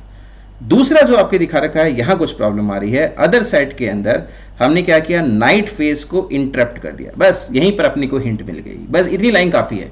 याद रखिएगा जो शॉर्ट डे प्लांट्स होते हैं, शॉर्ट डे प्लांट्स के लिए फोटो पीरियड ज्यादा इंपॉर्टेंट नहीं होता, डार्क पीरियड ज्यादा इंपॉर्टेंट होता है और अंधेरा कायम रहना चाहिए, यानी कि इंटरप्शन नहीं होना चाहिए। इवन एक सिंगल फ्लैश ऑफ लाइट भी है ना, उसके फ्लावरिंग को आपकी डिस्टर्ब कर सकती है। निश्चित रूप से आगे क्वेश्चन पढ़ने की आवश्यकता नहीं, पर मैं आपको रिकमेंड करूंगा कि आप तो जरूर पढ़िएगा, और मैं सिंपली एक्सपीरियंस के पॉइंट ऑफ व्यू से शॉर्ट डे प्लांट्स को टिक कर सकता हूं, क्योंकि अनइंटरप्टेड कहा गया है ना। तो अगर आपके इंटरप्ट करते हैं तो फ्लावरिंग नहीं हो रही है ना, तो हमने कहा शॉर्ट डे प्लांट्स 100%, इसमें कुछ भी नहीं। ठीक है, सिंपल क्वेश्चन है, ज्यादा कुछ नहीं है, आंसर हो जाएगा शॉर्ट डे प्लांट्स। अगले क्वेश्चन को देखते हैं भाई, क्वेश्चन नंबर 26, और यहां पर आपके क्वेश्चन पूछा गया है कौन सा पिगमेंट आपके एब्जॉर्ब करेगा रेड और फार रेड लाइट। बिल्कुल सिंपल सा है, फाइटोक्रोम। फाइटोक्रोम की अगर हम बात करें PR और इसके अलावा PFR, बराबर दो फॉर्म्स में देखने को मिलता है, दोनों ही फॉर्म्स आपस में इंटर कन्वर्टिबल होते हैं। जो PR होता है ये 660 से लेकर 680 की वेवलेंथ की लाइट को एब्जॉर्ब करता है। खुद इसका कलर पता है तुम्हें कैसा होता है, खुद इसका कलर होता है ब्लू, कलर खुद का ब्लू है, और लाइट कौन सी एब्जॉर्ब करता है बेटा, ये लाइट एब्जॉर्ब करता है रेड, ये रेड लाइट को एब्जॉर्ब करने वाला है। 660 से लेकर 680 की लाइट को ये एब्जॉर्ब करता है। ठीक है, जबकि हम PFR की अगर हम बात करें तो ये 720 से लेकर 730 nm की लाइट को एब्जॉर्ब करता है। इसका खुद का कलर अगर तुम पूछना चाहो तो इसका खुद का कलर होता है बेटा जी येलो, और येलो तो यहाँ दिख नहीं रहा है, अपन कुछ और कलर लेके यहाँ ले देते हैं, तो इसका कलर होता है येलो, बराबर। और खास बात क्या कि ये जो लाइट एब्जॉर्ब करता है that is far red, far red light वाली लाइट को आपके एब्जॉर्ब करेगा। वेवलेंथ कौन सी, 720 730। क्या पूछा गया है, पूछा तो सिंपल यही गया है, हम एक्स्ट्रा जानकारी के साथ में चल रहे हैं हर क्वेश्चन के साथ में। क्वेश्चन ये पूछा है कि कौन एब्जॉर्ब करेगा रेड और फार रेड, फाइटोक्रोम, कुछ भी नहीं, सिंपल क्वेश्चन है, उठाइए यहाँ से। ठीक है, चलिए आगे बढ़ते हैं। तो इसका आंसर क्या था, फाइटोक्रोम, बहुत अच्छी बात। अगला क्वेश्चन आते हैं, which plant is long day plant. Long day plant, short day plant याद नहीं होते, कोई बड़ी डील नहीं है। अपने ही चैनल पर एक दूसरी वीडियो है, आप तुरंत उसको हिट कीजिए और आपको सारे के सारे एग्जाम्पल्स जितने भी हैं वो सारे के सारे याद हो जाएंगे। अगर आप उसके अंदर देखोगे तो आपको तुरंत मिल जाएगा कि अगर हम स्पिनैच की बात करते हैं, पालक की बात करते हैं, छोटे पौधे हैं तो ये बड़ा देखने को मिलेगा, इसका मतलब ये मिलेगा लॉन्ग डे प्लांट। उस वीडियो को आप जरूर ट्राई कीजिएगा, वो आपके जो 5 से 6 मिनट जो हैं वो आपके वास्तव में बहुत बड़े काम आने वाले हैं। तो लॉन्ग डे प्लांट, इसमें कुछ भी नहीं है, बहुत सिंपल सा क्वेश्चन है, ट्राई कर लीजिएगा, बाकी एग्जांपल्स भी आपको इजीली याद हो जाएंगे। चलिए नेक्स्ट चलते हैं, तो स्पिनैच इसका सही आंसर है। अगला जो आता है क्वेश्चन नंबर 28, ये है प्रोटीनेशियस पिगमेंट्स के बारे में, और क्वेश्चन पूछा गया है कि कौन सा ऐसा प्रोटीनेशियस पिगमेंट है जो आपके कंसर्न्ड विथ लाइट है। वही क्वेश्चंस बार बार रिपीट हो रहे हैं और ऐसा कुछ भी नहीं है। यहाँ पर ये क्वेश्चन आपके फाइटोक्रोम के बारे में है और आप इजीली इसको हिट कर सकते हो। ठीक है, तो इसका आंसर क्या हो जाएगा, फाइटोक्रोम। उसको टिक कीजिए, 4 नंबर उठाइए, आगे बढ़ जाइए। चलिए नेक्स्ट क्वेश्चन पे चलते हैं, इजी क्वेश्चन को जल्दी पास करेंगे अपन। क्वेश्चन नंबर 29, ऑक्सिन का बायो से, बहुत सिंपल है यार, बताया था अभी, है ना। क्या देखा था आपने, अवीना कॉलिप्टाइल या फिर अवीना कर्वेचर टेस्ट। ठीक है, तो अपन ने कह दिया साहब ये तो सही है, तो अपन ने कह दिया कि ये तो हो गया किसके लिए, ऑक्सिन के लिए। और इसके अलावा आपको 2 नाम और बताए थे, एक तो आपको स्प्लिट पी टेस्ट बताया था ऑक्सिन के लिए, और इसके अलावा रूट ग्रोथ इनहिबिशन टेस्ट। ये 2 नाम भी आप याद रखिएगा, लिख लीजिएगा। रही बात बाकी ऑप्शंस की यार, तो देखो पोटोमीटर का आ गया, ना कि पोरोमीटर। पोरोमीटर होता तो स्टोमेटल इंडेक्स नापने में काम आता, पोर के लिए ना, पोरो। तो अभी यहाँ पर पोटो का आ गया, तो टी से याद कर लेंगे, टी फॉर ट्रांसपिरेशन। तो अगर आपको ट्रांसपिरेशन के बारे में देखना है तो पोटोमीटर वो राइट आपके इंस्ट्रूमेंट है, गैजेट है, इसको यूज करेंगे। और सेकंड जो आप ऑप्शन देख रहे हो, लैटिस का आपकी क्या है, हाइपोकोटाइल एलोंगेशन, तो याद रखिएगा ये काम आता है जिबरलिन्स के बायोएसी के तौर पर। यानी क्वेश्चन अगर पूछा है कि बताओ लैटिस हाइपोकोटाइल एलोंगेशन टेस्ट जो होता है वो किसके बायो असेसमेंट में काम आता है, तो आपको कहना है GA, दैट इज जिबरलिक एसिड, और यू में से जिबरलिन्स। ठीक है, रही बात आपके हाइड्रोपोनिक्स, आपको समझ में आता है हाइड्रोपोनिक्स किस में काम आता है?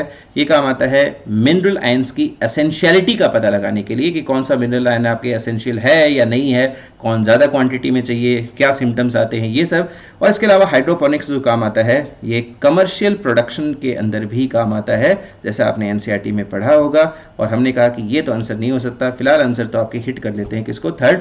पर इस क्वेश्चन के अंदर कुछ और जानकारियां भी हैं, और खासतौर पर कौन सी? लेटस हाइपोकोटाइल इलोंगेशन टेस्ट, जो कि जिबलिन्स के लिए होता है, ये आपको अलग से याद रखना है। ठीक है, चलिए आगे बढ़ते हैं। तो इसका सही आंसर था अवीना कोलिप्टाइल कर्वेचर टेस्ट। बहुत बढ़िया, आगे बढ़ते हैं।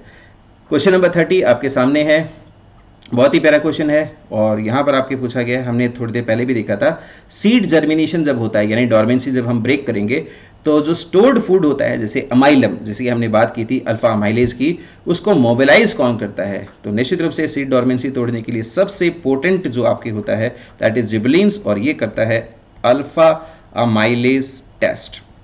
तो देखो भाई, इससे पहले आपने क्या देखा था?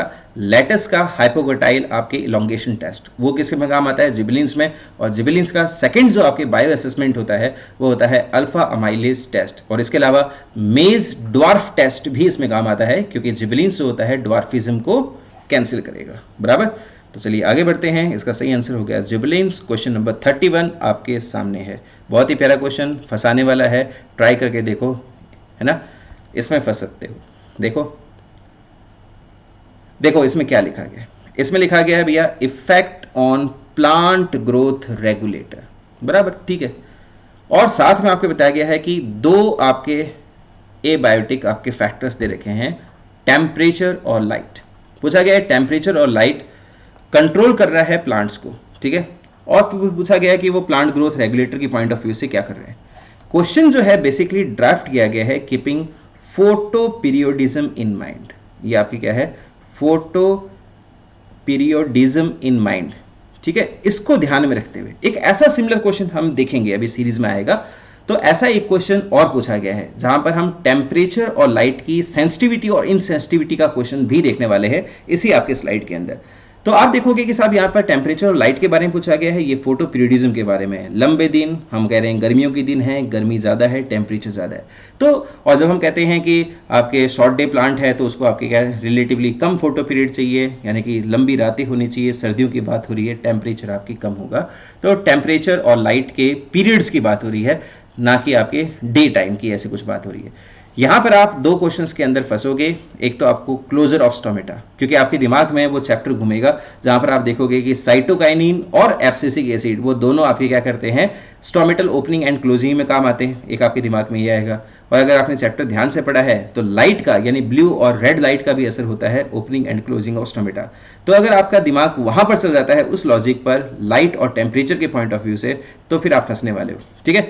और यहां पर जो आपके सही ऑप्शन आता है वो आता है फ्लावरिंग, क्योंकि ये क्वेश्चन आपके ड्राफ्ट किया गया है किसके हिसाब से? Photo periodism. सेकंड जो आपकी प्यारी हिंट मिलती है वो यहां पर कि ये स्टोमेटल जो है वो रेगुलेशन नहीं लिखा, सिर्फ लिखा है क्लोजिंग ऑफ स्टोमेटा। नहीं भाई, सिर्फ क्लोजिंग ऑफ स्टोमेटा नहीं, अगर रेगुलेशन होता तो एक अलग पॉइंट बनता, कंफ्यूजन थोड़ी हाइट लेती, पर यहां कंफ्यूजन कुछ है ही नहीं। और यहां पर आपकी क्वेश्चन सिंपली फोटो पीरियोडिज्म के हिसाब से ड्राफ्ट किया गया है, और अपन फ्लावरिंग को टिक करेंगे और आगे बढ़ेंगे। तो इसका सही आंसर जो आपके गया था वो था फ्लावरिंग, और ये क्वेश्चन निश्चित रूप से फोटो पीरियोडिज्म के हिसाब से ड्राफ्ट किया गया है। क्वेश्चन नंबर 32 आपके सामने है, ट्राई करके देखिए।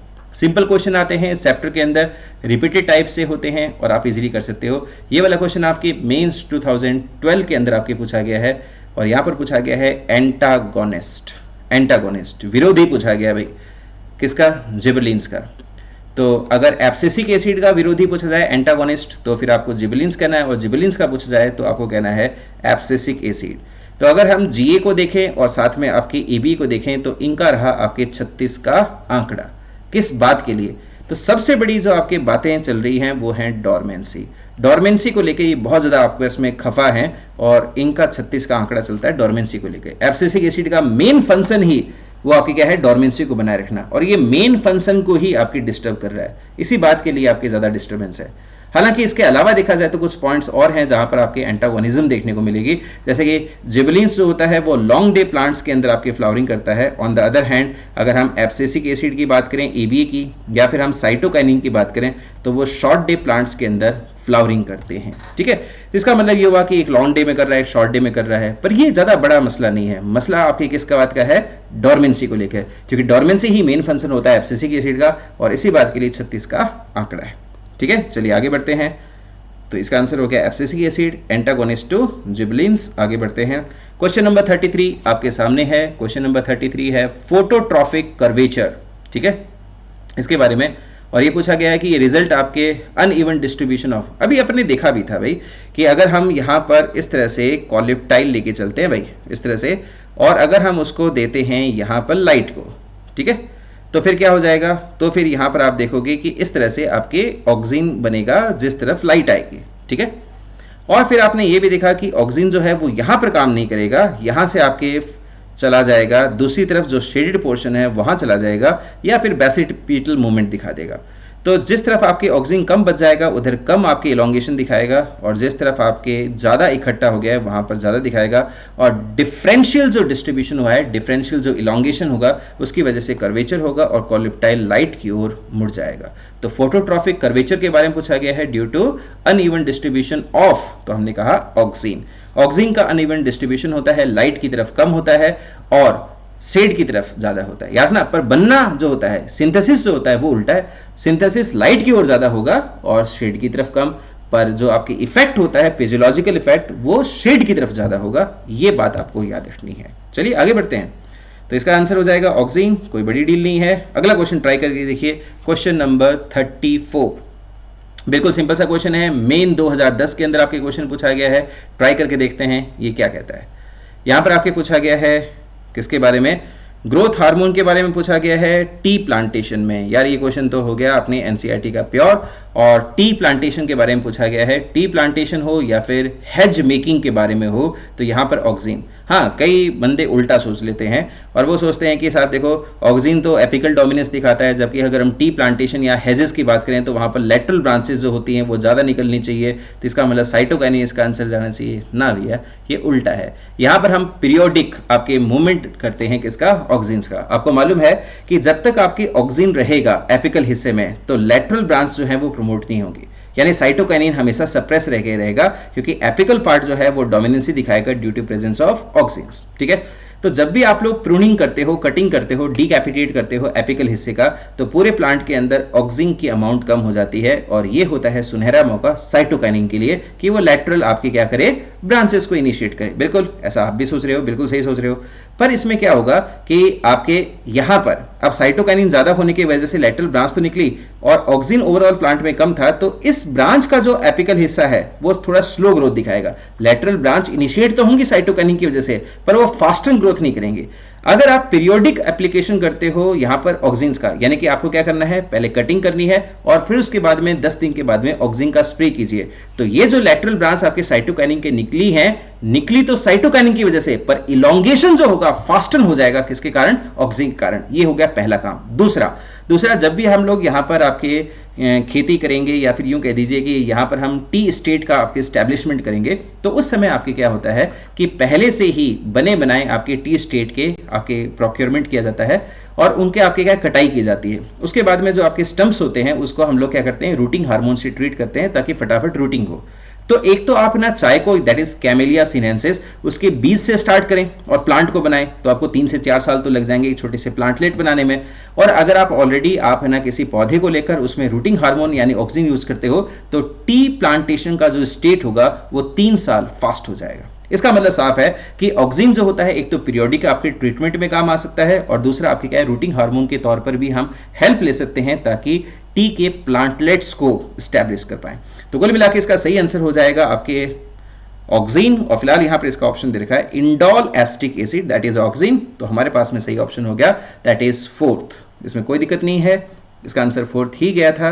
अगला क्वेश्चन आते हैं रूट डेवलपमेंट। बहुत प्यारा क्वेश्चन है और इंटरनेट पर देखो भाइयों कई जगह आपको गलत आंसर देखने को मिलेगा, और वो एनसीईआरटी की लाइन से इंस्पायर हुए हैं, पर एक छोटा सा पॉइंट मिस कर रहे हैं। यहां पर 2 आपके दावेदार हैं, इथाइलिन और इसके अलावा ऑक्सीन। आपको क्या लगता है?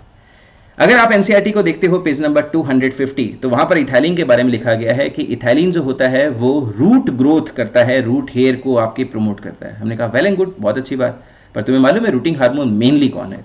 तो रूटिंग हार्मोन जो आपको देखने को मिलेगा, रूटिंग हार्मोन, तो वो आपको देखने को मिलेगा कौन? ऑक्सीन। और इसका सही आंसर आपके क्या था? ऑक्सीन। यहां तक कि जब आप इथाइलिन की बात करते हो कि वो रूट को प्रमोट करेगा, तो मैं आपको बता दूं कि इथाइलिन खुद जो होता है वो ऑक्सीन के कहने पर बनता है। और जब आप इसको पढ़ोगे तो आपको मिलेगा कि ऑक्सीन मीडिएटेड, यानी कि ऑक्सीन के मेडिएशन से ऑक्सीन मीडिएटेड इथाइलिन सिंथेसिस होता है। इसका मतलब इथाइलिन का खुद का जो सिंथेसिस होता है वो आपकी ऑक्सीन के कहने पर होता है।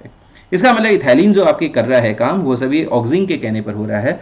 और दूसरी बात ये कि साहब जो मेन रूटिंग हार्मोन होता है वो ऑक्सीन। तो यहाँ पर हालांकि हमारे पास में 2 दावेदार हैं। हमारे पास में आपके पेज नंबर 250 की लाइन भी है जो इथाइलिन को सपोर्ट करती है। स्टिल देन जो सही आंसर आता है वो ऑक्सीन था। ठीक है, तो root development is promoted by, तो इसका आंसर हो जाएगा आपके ऑक्सीन।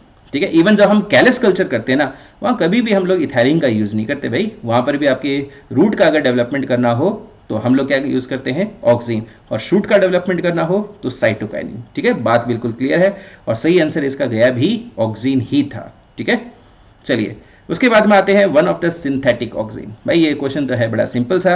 अगर आपसे नेचुरल पूछा जाए तो इंडोल एसिटिक एसिड और इसके अलावा इंडोल ब्यूटारिक एसिड। ये तो क्या हो गए भाई? ये तो हो गए हमारे नेचुरल ऑक्सीन्स। बिल्कुल सिंपल है। पर अगर हम यहाँ पर दूसरे सिंथेटिक की बात करें, जैसे नैफ्थलीन एसिटिक एसिड की बात कर लें, तो ये आपके क्या हो गया? सिंथेटिक। या फिर फिनॉक्सी एसिटिक एसिड की बात कर लें, या फिर 2,4-डाइफिनॉक्सी एसिटिक यानी 2,4-D की बात कर लें, या फिर 2,4,5-ट्राइफिनॉक्सी एसिटिक एसिड की बात कर लें। ये जो लिस्ट है ना भाई, ये हो गई अपनी सिंथेटिक। तो ये हो गए सिंथेटिक ऑक्सीन और पहले वाले 2 हो गए अपने नेचुरल ऑक्सीन्स। ठीक है, तो इसमें देखो यार कौन सा मिल रहा है अपने को। तो यहाँ पर IAA IBA that is natural, gibberellins का तो बात करनी ही नहीं है। और अपने को नैफ्थलीन एसिटिक एसिड पर टिक करना है क्योंकि क्वेश्चन में पूछा गया था यहाँ पर सिंथेटिक ऑक्सीन के बारे में। कोई दिक्कत नहीं, आगे बढ़ते हैं। चलिए अगला क्वेश्चन जो आता है क्वेश्चन नंबर 37 आपसे पूछा गया है which one of the following acids is derivative of carotenoid. बिल्कुल सिंपल सा है। यहाँ पर आपके सही आंसर चल जाएगा एब्सिसिक एसिड का। और आपको मालूम है कि यहाँ पर आपके क्या होगा? अलग अलग आपके कैरोटीनॉइड बनते हैं, खासतौर पर वायोलाजैंथीन। अच्छा, सिंथेसिस के बारे में 2 लाइन आपको मैं बोल देता हूँ, ध्यान से सुनिएगा। सिंथेसिस पर कई तरह के क्वेश्चंस और भी बनते हैं, जैसे कि 5 जो आपको ग्रोथ हार्मोन्स देखने को मिल रहे हैं उसमें एक तो ऑक्सीन, ये गुरु माना जाता है, और इसका चेला होता है इथाइलिन। तो ये गुरु और चेले की जोड़ी मानी जाती है, ऑक्सीन और इथाइलिन। ऑक्सीन और इथाइलिन दोनों ही अमीनो एसिड की प्रीकर्सर से बनते हैं। यानी क्वेश्चन आ जाए कि कौन कौन से ऐसे प्लांट हार्मोन हैं जो अमीनो एसिड के सिंथेसिस से बनते हैं, अमीनो एसिड को प्रीकर्सर के तौर पर लेके बनते हैं। तो इसका आंसर हो जाएगा ऑक्सीन और इसके अलावा इथाइलिन। कौन से अमीनो एसिड सर? तो अगर आप ऑक्सीन्स की बात कर रहे हो तब तो ट्रिप्टोफैन, मैं यहाँ पर ट्रिप लिख रहा हूँ ट्रिप्टोफैन के लिए, राइट। और इथाइलिन की अगर हम बात करें तो फिर आपकी कौन आता है? मिथ्योनिन। तो इसमें क्वेश्चन ये भी आता है कि वो कौन सा आपके प्लांट हार्मोन है जो सल्फर कंटेनिंग अमीनो एसिड को प्रीकर्सर के तौर पर लेके काम करे। तो हमने कहा सल्फर कंटेनिंग तो मिथ्योनिन है, ना कि ट्रिप्टोफैन। तो इसका आंसर क्या हो जाएगा? सल्फर वाली बात पूछी जाए तो फिर इथाइलिन। पर बात क्या है? बाकी तीनों को देखते हैं। तो बाकी 3 कौन आते हैं भैया? यहाँ पर आते हैं जिबलिन्स, यहाँ पर आते हैं साइटोकाइनिन और यहाँ पर आते हैं एब्सिसिक एसिड, राइट। अब इन तीनों की बात करें तो ये कॉमन प्रीकर्सर से बनते हैं। नाम होता है उसका acetyl coenzyme A. Acetyl coenzyme A further आपके एसिटो एसिटिल कोएंजाइम ए और उसके बाद में मेवालोनिक एसिड पाथवे से होकर गुजरता है। एक ही पाथवे होता है इसका, वो कहलाता है मेवालोनिक एसिड पाथवे। इसी पाथवे से होकर जाके गुजरते हैं और बाद में इनके रास्ते अलग अलग हो जाते हैं और ये सेग्रीगेट हो जाते हैं। तो मेवालोनिक एसिड पाथवे से होते हुए ही कैरोटीनॉइड बनता है वायलाजैंथीन और उसके द्वारा बनता है आपके कौन? Abscisic acid. ठीक है, तो यहां पर आपके जो एब्सिसिक एसिड है वो एक तरह के कैरोटीनॉइड से बनता है। जो पाथवे बनता है उसका नाम होता है मेवालोनिक एसिड पाथवे, जिससे 2 और प्लांट हार्मोन्स भी बनते हैं। पर हम बाकी दोनों प्लांट हार्मोन्स के लिए यानी कि मैं साइटोकाइनिन के लिए और जिबलिन्स के लिए कैरोटीनॉइड वर्ड यूज नहीं करूंगा क्योंकि पाथवे इनिशियली तो आपके सेम था पर आगे जाके आपके डाइवर्सिफाई हो जाएगा, राइट। और अगर आपके अमीनो एसिड के बारे में पूछा जाए तो ऑक्सीन और इथाइलिन को टिक कीजिएगा। सल्फर कंटेनिंग अमीनो एसिड पूछा जाए go for ethylene, right. Question number ये था 37, आंसर था एब्सिसिक एसिड। कोई दिक्कत नहीं है। अगले क्वेश्चन पे चलते हैं, question number 38, which one of the following pairs is not correctly matched. Pet question, कुछ भी नहीं। यहाँ पर क्या देखने को मिल रहा है भाई, स्टोमेटल क्लोजर एब्सिसिक एसिड करता है, बिल्कुल सही है। स्टोमेटल ओपनिंग होता है, साइटोकाइनिन करता है, कोई डील नहीं है। सेल वाल इलॉन्गेशन, बिल्कुल यहाँ पर आपके साइटोकाइनिन भी काम आएंगे और इंडोल एस्टिक एसिड भी काम आता है। इंडोल एस्टिक एसिड खास तौर पर, जैसे मैंने आपको पहले कहा, वो एक्सपेंसिंग प्रोटीन्स को इनिशिएट करेगा और उसके बाद में आपके सेल वाल इलॉन्गेशन को इनिशिएट करता है एसिडिक एनवायरनमेंट में। याद रखिएगा, साइटोकाइनिन एसिडिक फॉर्म में आपके सेल वाल इलॉन्गेशन नहीं करता, एसिडिक एनवायरनमेंट के अंदर जो आपके इलॉन्गेट करता है वो एब्सिसिक एसिड होता है। साइटोकाइनिन सेल डिवीजन करेगा, साइटोकाइनिन वर्ड ही साइटोकाइनेसिस से आता है, हमने कहा बिल्कुल सही है। और जिबलिन्स लीफ फॉल, ये मामला यहाँ पर गड़बड़ है क्योंकि लीफ और फ्रूट फॉल ये ऑक्सिन की डेफिशिएंसी में होते हैं, तो जो मिसमैच है आपके सामने है वो 1 है। ठीक है, चलिए चलते हैं, और ये हो गया है यहाँ पर, और फिर अगले पर आते हैं। Question number 39, parthenocarpic tomato fruits के बारे में क्वेश्चन पूछा गया है। सिंपल सा क्वेश्चन है, देखना है। देखो बेटा, इसमें याद रखना कि पार्थिनोकार्पी के लिए 2 प्लांट हार्मोन्स रेस्पॉन्सिबल होते हैं, ऑक्सिन और जिबलिन्स, पर किसी एक को प्रायोरिटाइज करना हो, गो फॉर ऑक्सिन्स। ठीक है, तो चलिए देखते हैं ऑक्सिन्स और जिबलिन्स वाली बात। यहाँ पर कुछ दे रखे हैं, एक तो अपने को देखने को मिल रहा है फिनाइल मर्क्यूरिक एसीटेट। क्या इसको मैं फिनाइल मर्क्यूरिक एसिड PMA लिख सकता हूँ? बिल्कुल लिख सकते हैं। तो अपने पास में तो एक क्या देखने को मिल रहा है, फिनाइल मर्क्यूरिक एसीटेट देखने को मिल रहा है। ये क्या होता है? ये होता है एंटी ट्रांसपेरेंट। ठीक है, तो ये तो कहलाएगा एंटी ट्रांसपेरेंट। ओके, तो इसका रोल तो यहाँ पर कुछ है ही नहीं। ये कायदे से देखा जाए तो ये ऑर्गेनो मर्क्यूरी कंपाउंड होता है, फिनाइल मर्क्यूरिक एसिडेट, और ये एंटी ट्रांसपेरेंट में काम आता है। ट्रांसपिरेशन वाले चैप्टर में आपने पढ़ा होगा। अगला आपके ऑप्शन कहता है removing androecium of flowers before pollen grains are released. तो भैया ये तो आप बैगिंग टैगिंग टेक्निक करने लगे, आप इमैस्कुलेशन कर रहे हो, आप प्लांट ब्रीडिंग कर रहे हो। यार तो ब्रीडिंग कर रहे हो तो पार्थिनोकार्पिक कहां बनेंगे? तो ये तो आपके ऑप्शन हो नहीं सकता, ये तो इमैस्कुलेशन की बात कर दी आपने।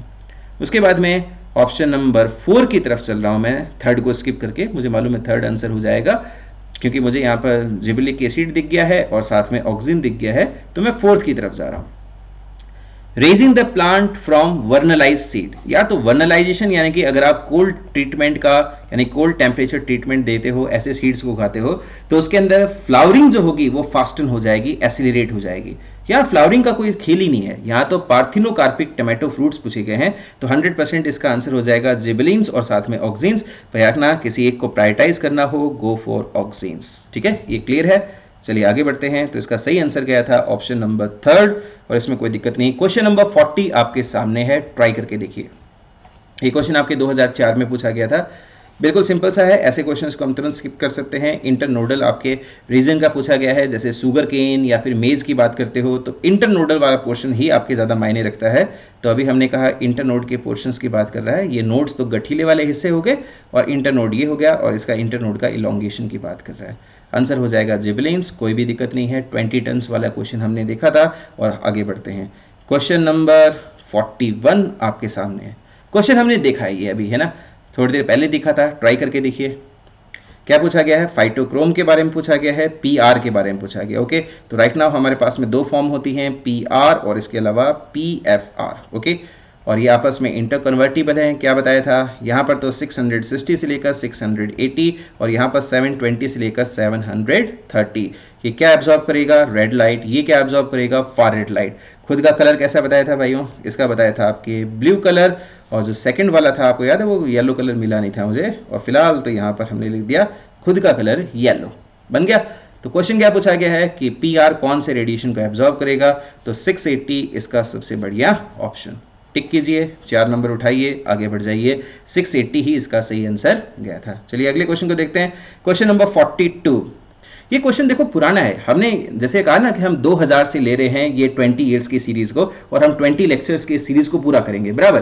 पर कुछ क्वेश्चंस जो आपके बाहर से हैं, 3 या 4 मैंने सिलेक्टिव क्वेश्चंस उठाए हैं जो आपको कुछ ना कुछ इंफॉर्मेशन दे रहे हैं, जो आपके आने वाले पेपर के अंदर काम आ सकते हैं। तो ऐसे क्वेश्चंस को मैंने आपके लिए हैंड पिक किया है।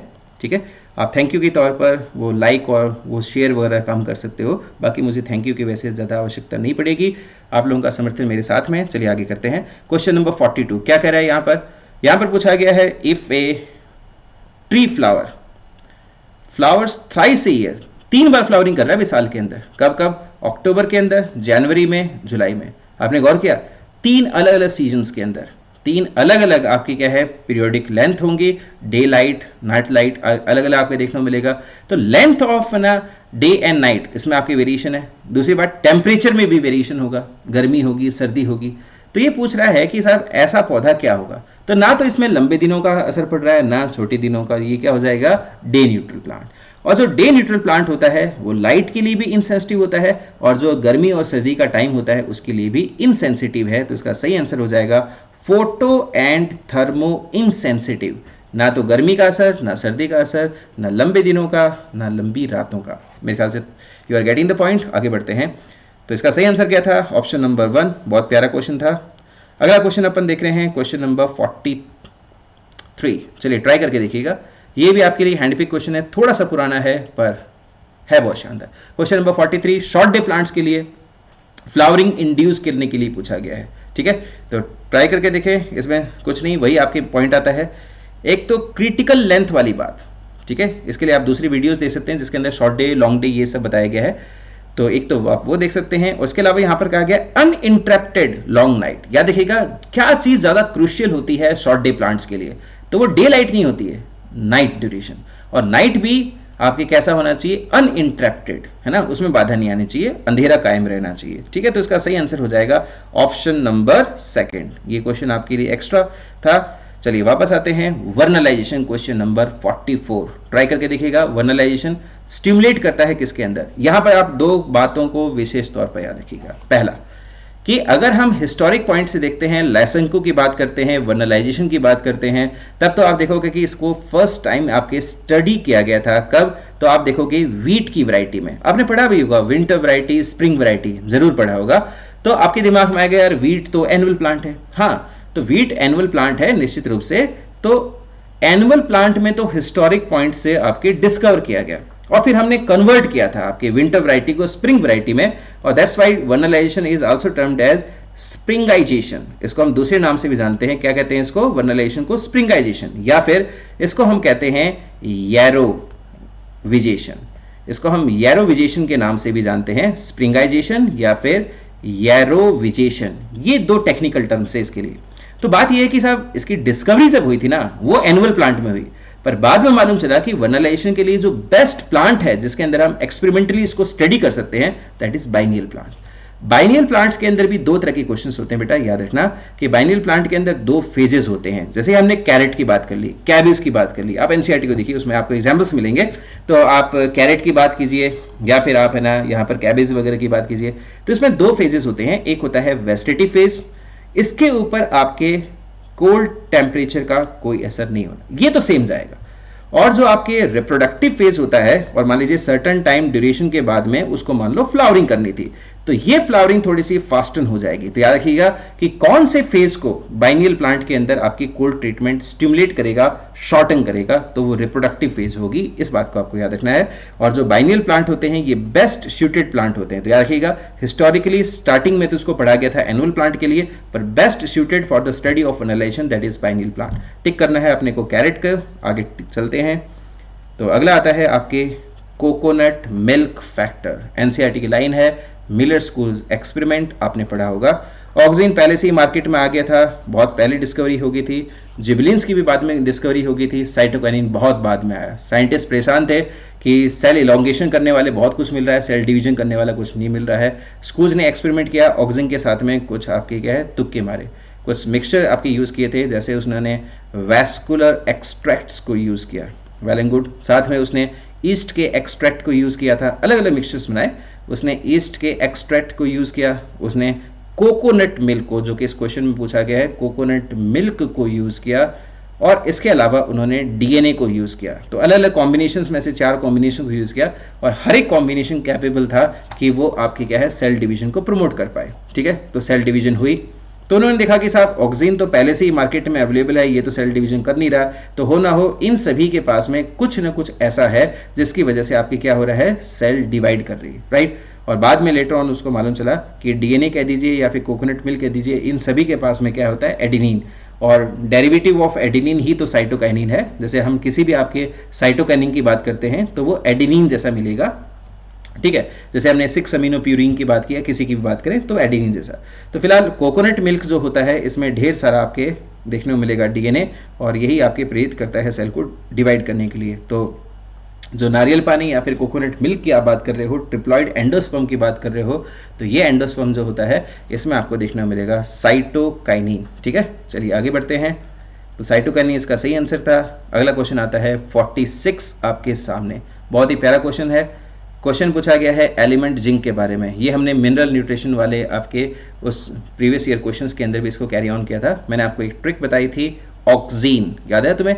और ऑक्सीन के लिए मैंने आपसे कहा था कि ऑक्सीन को ऐसे याद रखिएगा, तो इसमें क्या हो जाएगा, आपको पोटेशियम याद रहेगा, जिंक याद रहेगा, और मोर ओवर जो इंपॉर्टेंट है दैट इज जिंक। यानी आपको याद रखना है कि जिंक जो होता है वो ऑक्सीन का सिंथेसिस करता है। तो फिलहाल ये पूछा गया है कि साहब प्लांट डेफिशिएंट है किसमें, एलिमेंट जिंक के अंदर, क्या इफेक्ट होने वाला है? तो हमने कहा साहब ऑक्सीन पर असर पड़ने वाला है, ऑक्सीन नहीं बनेगा, कम बनेगा, ऐसा है। तो चलिए आगे बढ़ते हैं। इसका सही आंसर ऑक्सीन था।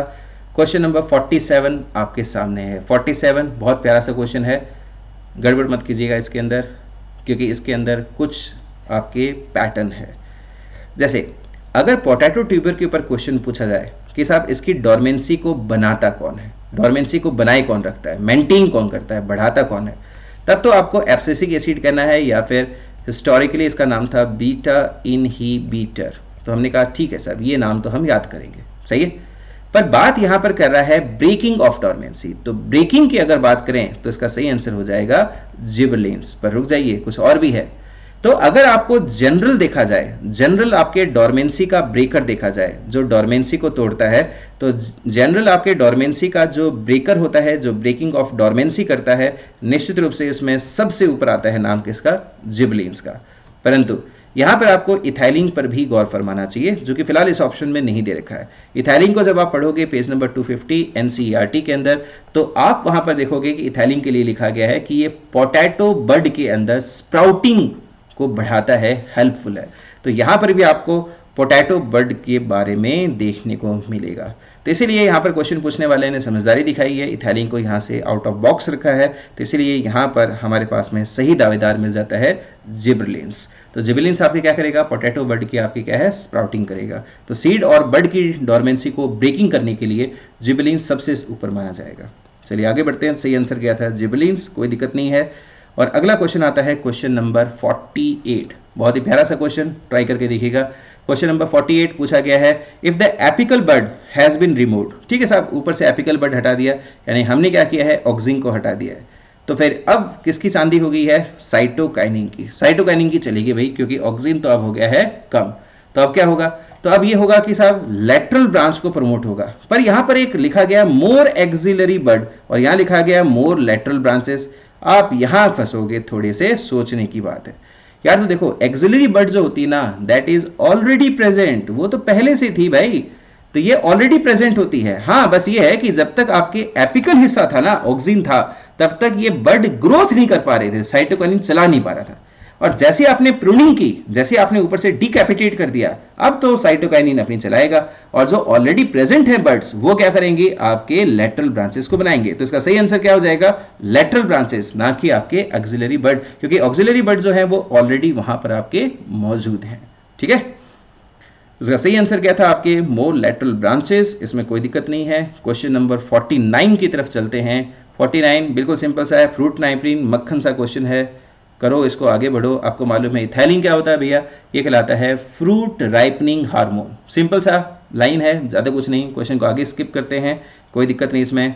क्वेश्चन नंबर 50, क्वेश्चन नंबर 50 देखो भाई, कुछ नाम आए यहाँ पर। देखो मैं आपको बताता हूँ इस क्वेश्चन के बारे में, ठीक है। यहाँ इस क्वेश्चन के अंदर आपको देखने को मिल रहा है दो सेट, अमो 1618 और इसके अलावा फॉस्फोन डी। इसके अलावा कुछ नाम बताता हूँ, जैसे कि ए रेस्ट। ए रेस्ट एक्चुअली क्या, अरेस्ट वर्ड से आता है, ग्रोथ को अरेस्ट करने वाला, तो ए रेस्ट नाम पड़ गया इसका। या फिर B9, ये टेक्निकल आपकी क्या है, कमर्शियल नेम है कुछ ऐसे कंपाउंड के, और भी होते हैं जैसे साइकोसेल्स वगैरह, है ना। तो ये क्या करते हैं, इन जो चार के नाम लिखे अलॉन्ग विद ट्रिपल सी, साइकोसेल्स जिसे कहते हैं, ऐसे कुछ कंपाउंड होते हैं, इनको कहते हैं बेटा अपन एंटी GA, इसका मतलब एंटी जिबरेलिन्स। यानी जिबलिन्स का जो पाथवे होता है, मेवलोनिक एसिड पाथवे, आगे जाके जो चैनलिंग होता है उस जिबलिन्स को बनने नहीं देता। तो अगर जिबलिन्स नहीं बनेंगे तो प्लांट की हाइट नहीं बढ़ेगी। तो ये चीज़ काम में ली जाती है कमर्शियल किसके अंदर, बॉन्साई प्लांट के फॉर्मेशन में। इसको अपन वैसे प्रोनाउंशिएट बॉन्जाई कह देते हैं, पर ये बॉन्साई लिख दिया मैंने। बॉन्साई प्लांट, जो बॉनी प्लांट होते हैं ना, मिनिएचर प्लांट, उनके बनाने में काम आते हैं। आप उसको लगातार प्रूनिंग करते रहिए तो लीफ का एक्सपेंशन भी होगा, क्योंकि लीफ के एक्सपेंशन के लिए भी क्या चाहिए, जिबलिन्स चाहिए। तो हमने देखा कि साहब जिबलिन्स की ओवरऑल प्लांट में कमी आ गई है, क्योंकि हमने यहाँ पर यूज किया है एंटीजीए। तो अगर आप इनको यूज कर रहे हो तो फिर प्लांट की ग्रोथ नहीं हो पाएगी, प्लांट आपके बौना रह जाएगा। सही है, तो ठीक है, ये तो ऑप्शन में नहीं आता है, क्योंकि यहां जो क्वेश्चन पूछा गया था वो पूछा था डिफोलिएशन ऑफ फॉरेस्ट ट्रीज। ओके, पत्तियां गिरने की बात कर रहा है ये, है ना, और खासतौर पर फॉरेस्ट ट्रीज। ओके, आगे बढ़ते हैं। सबसे ऊपर वाला दे रखा है आपके मैलिक हाइड्रोजाइड। सर आप सेकंड को स्किप क्यों कर रहे हो? सेकंड को क्यों बेटा? क्योंकि मुझे मालूम है कि सेकंड आपके आंसर होगा, ठीक है, पर मुझे आपको ये नहीं बताना कि आंसर क्या है, मुझे बताना है कि बाकी क्यों नहीं है और इस पर किस तरह के क्वेश्चन बन सकते हैं एक्स्ट्रा इंफॉर्मेशन के साथ में। यही तो मेरी पीवाईक्यू की आपकी मेन थीम है, ठीक है ना, ताकि आप सारे क्वेश्चन को समझ पाएं कि उसमें क्या क्या आपकी डील है, ठीक है, और इस पर किस तरह के क्वेश्चन और फ्रेम हो सकते हैं, बराबर। तो मैलिक हाइड्रोजाइड जो आपके MH के नाम से फेमस है, ये सेल डिवीजन को रोकता है, ठीक है, तो ये ग्रोथ इनहिबिटर होता है बेटा, इसको याद रखिएगा। MH जो देखने को मिलता है ये कहलाता है आपके ग्रोथ इनहिबिटर। भाई ये तो ग्रोथ इनहिबिटर है, और ये क्या करता है, सेल डिवीजन जो होता है, सेल डिवीजन को इनहिबिट करता है। ओके, तो साहब ये भी नहीं है, तो इसमें सही आंसर क्या है, वो है 2,4-डाइफिनॉक्सी एसिटिक एसिड 2,4-D। तो भाई 2,4-D ले लो, या फिर आप इसके साथ में 2,4,5-T ले लो, और दोनों का मिक्सचर ले लो, जिसको हम डाइऑक्सीन के नाम से जानते हैं, डाइऑक्सीन बोल देते हैं, रनिंग भाषा में कहते हैं डाइऑक्सीन, वैसे डाइऑक्सीन, ठीक है, तो उसको ले लो आप। ये सभी जैसे एजेंट ऑरेंज वगैरह आपने पढ़ा होगा, ये डिफोलिएंट कहलाते हैं, पत्ती को गिराने वाले, जैसे आपने वियतनाम युद्ध के बारे में सुना होगा। तो फिलहाल यहां पर हम 2,4-D की बात करें तो ये ब्रॉड लीफ को गिराने में काम आते हैं। ये आपके क्या होते हैं, जो ब्रॉड लीफ आपके पौधे होते हैं, ब्रॉड लीफ, उनके लिए आपके ये हर्बिसाइड के तौर पे काम आते हैं। हर्बिसाइड ये उनको पत्तियों को गिराने में काम आते हैं, डिफोलिएंट कहलाते हैं। तो डिफोलिएशन की बात पूछी है, निश्चित रूप से यहाँ पर टिक करके आगे बढ़ेंगे। एनसीईआरटी का सिंपल सा क्वेश्चन है, कोई बड़ी डील नहीं थी, बाकी ऑप्शन सीखने थे, सिखा दिया गया है। आगे बढ़ते हैं भाई, क्वेश्चन नंबर 50 हो गया है, 51 की तरफ चलते हैं, और ये है जिबलिक एसिड इंड्यूसेस फ्लावरिंग। किसके अंदर फ्लावरिंग करता है? सिंपल सा एक निमोनिक याद रखना है यहाँ पर। देखो भाई, जब आप स्पेलिंग लिखोगे जिब्रेलिन्स, अरे भाई ये तो बहुत बड़ी बात होगी, लंबी सी स्पेलिंग, तो याद रखना ये तो हो गया लॉन्ग डे प्लांट। भाई सभी आपके हॉर्मोन्स के अंदर सबसे लंबी स्पेलिंग इसी की है, ठीक है, जिब्रेलिन्स, ऐसे याद रखना, बहुत लंबी स्पेलिंग, लॉन्ग डे प्लांट्स के अंदर फ्लावरिंग करेगा। और बेटा शॉर्ट वर्जन में लिखते हैं CK, that stands for cytokinin, या फिर लिखते हैं ABA। तो सर हम जिबलिन्स को भी तो GA लिखते हैं, नहीं, यहाँ जिबलिन्स के लिए लंबी स्पेलिंग याद रखना, ठीक है। तो साइटोकाइनिन के लिए शॉर्ट में, एब्सिसिक एसिड के लिए शॉर्ट में, तो ये क्या करते हैं, ये दोनों करते हैं शॉर्ट डे प्लांट्स के अंदर फ्लावरिंग, जबकि जिबलिन्स इसमें करता है लॉन्ग डे। और सर वो गुरु और चेला, दैट मीन्स ऑक्सीन और इथाइलिन, नहीं, वो इस रोल से बाहर है, वो लॉन्ग डे और शॉर्ट डे में नहीं करते, वो मेल और फीमेल के अंदर फ्लावरिंग को जरूर आपके प्रभावित करते हैं, मेल और फीमेल्स के लिए। तो फिलहाल इनमें से आपके शॉर्ट डे और लॉन्ग डे, ये बात आपने समझ में आई, ठीक है। तो फिलहाल यहाँ पर पूछा गया है कि जिबलिक आपके किस में आपके इंड्यूस करेगा, निश्चित रूप से हम देखेंगे लॉन्ग डे वाला फंडा। तो डे न्यूट्रल है, शॉर्ट डे है, लॉन्ग डे कहाँ पर देखने को मिल रहा है, ये रहा अपने पास में नंबर 4। तो मैं दिख गया, मुझे साफ साफ दिख रहा है। तो जिबलिन से याद रखिएगा, लॉन्ग डे प्लांट, सिंपल सा फंडा यूज कीजिएगा, इसमें कोई दिक्कत नहीं आएगी। और इसका सही आंसर गया था ऑप्शन नंबर 4। और अब आते हैं बेटा अपने लास्ट क्वेश्चन, क्वेश्चन नंबर 52 पर। 52 आपके मूविंग ऑफ ग्रास लॉन, ठीक है, घास का मैदान है, उसके अंदर मूविंग कर रहे हैं, कटिंग ऑफ ग्रास कर रहे हैं, इसके बारे में क्वेश्चन पूछा गया है।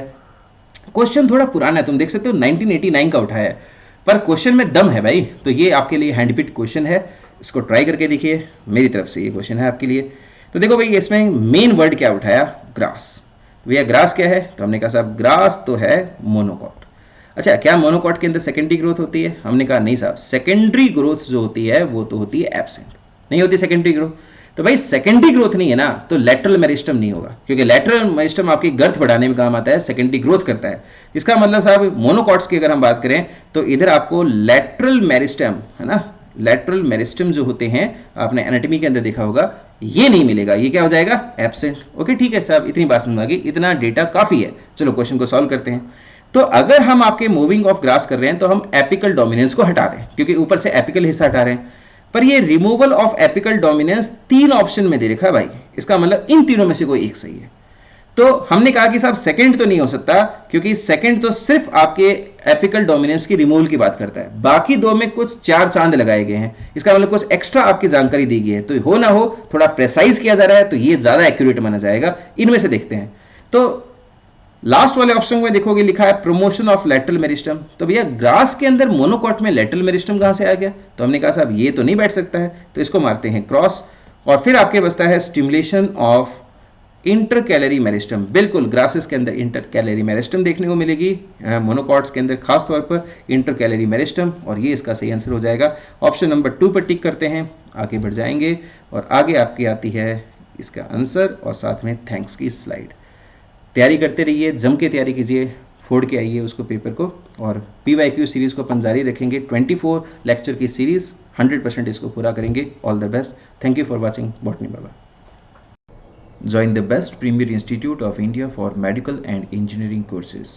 Use promo code Botany Baba to avail 15% discount in fees. For more details, contact our corporate office.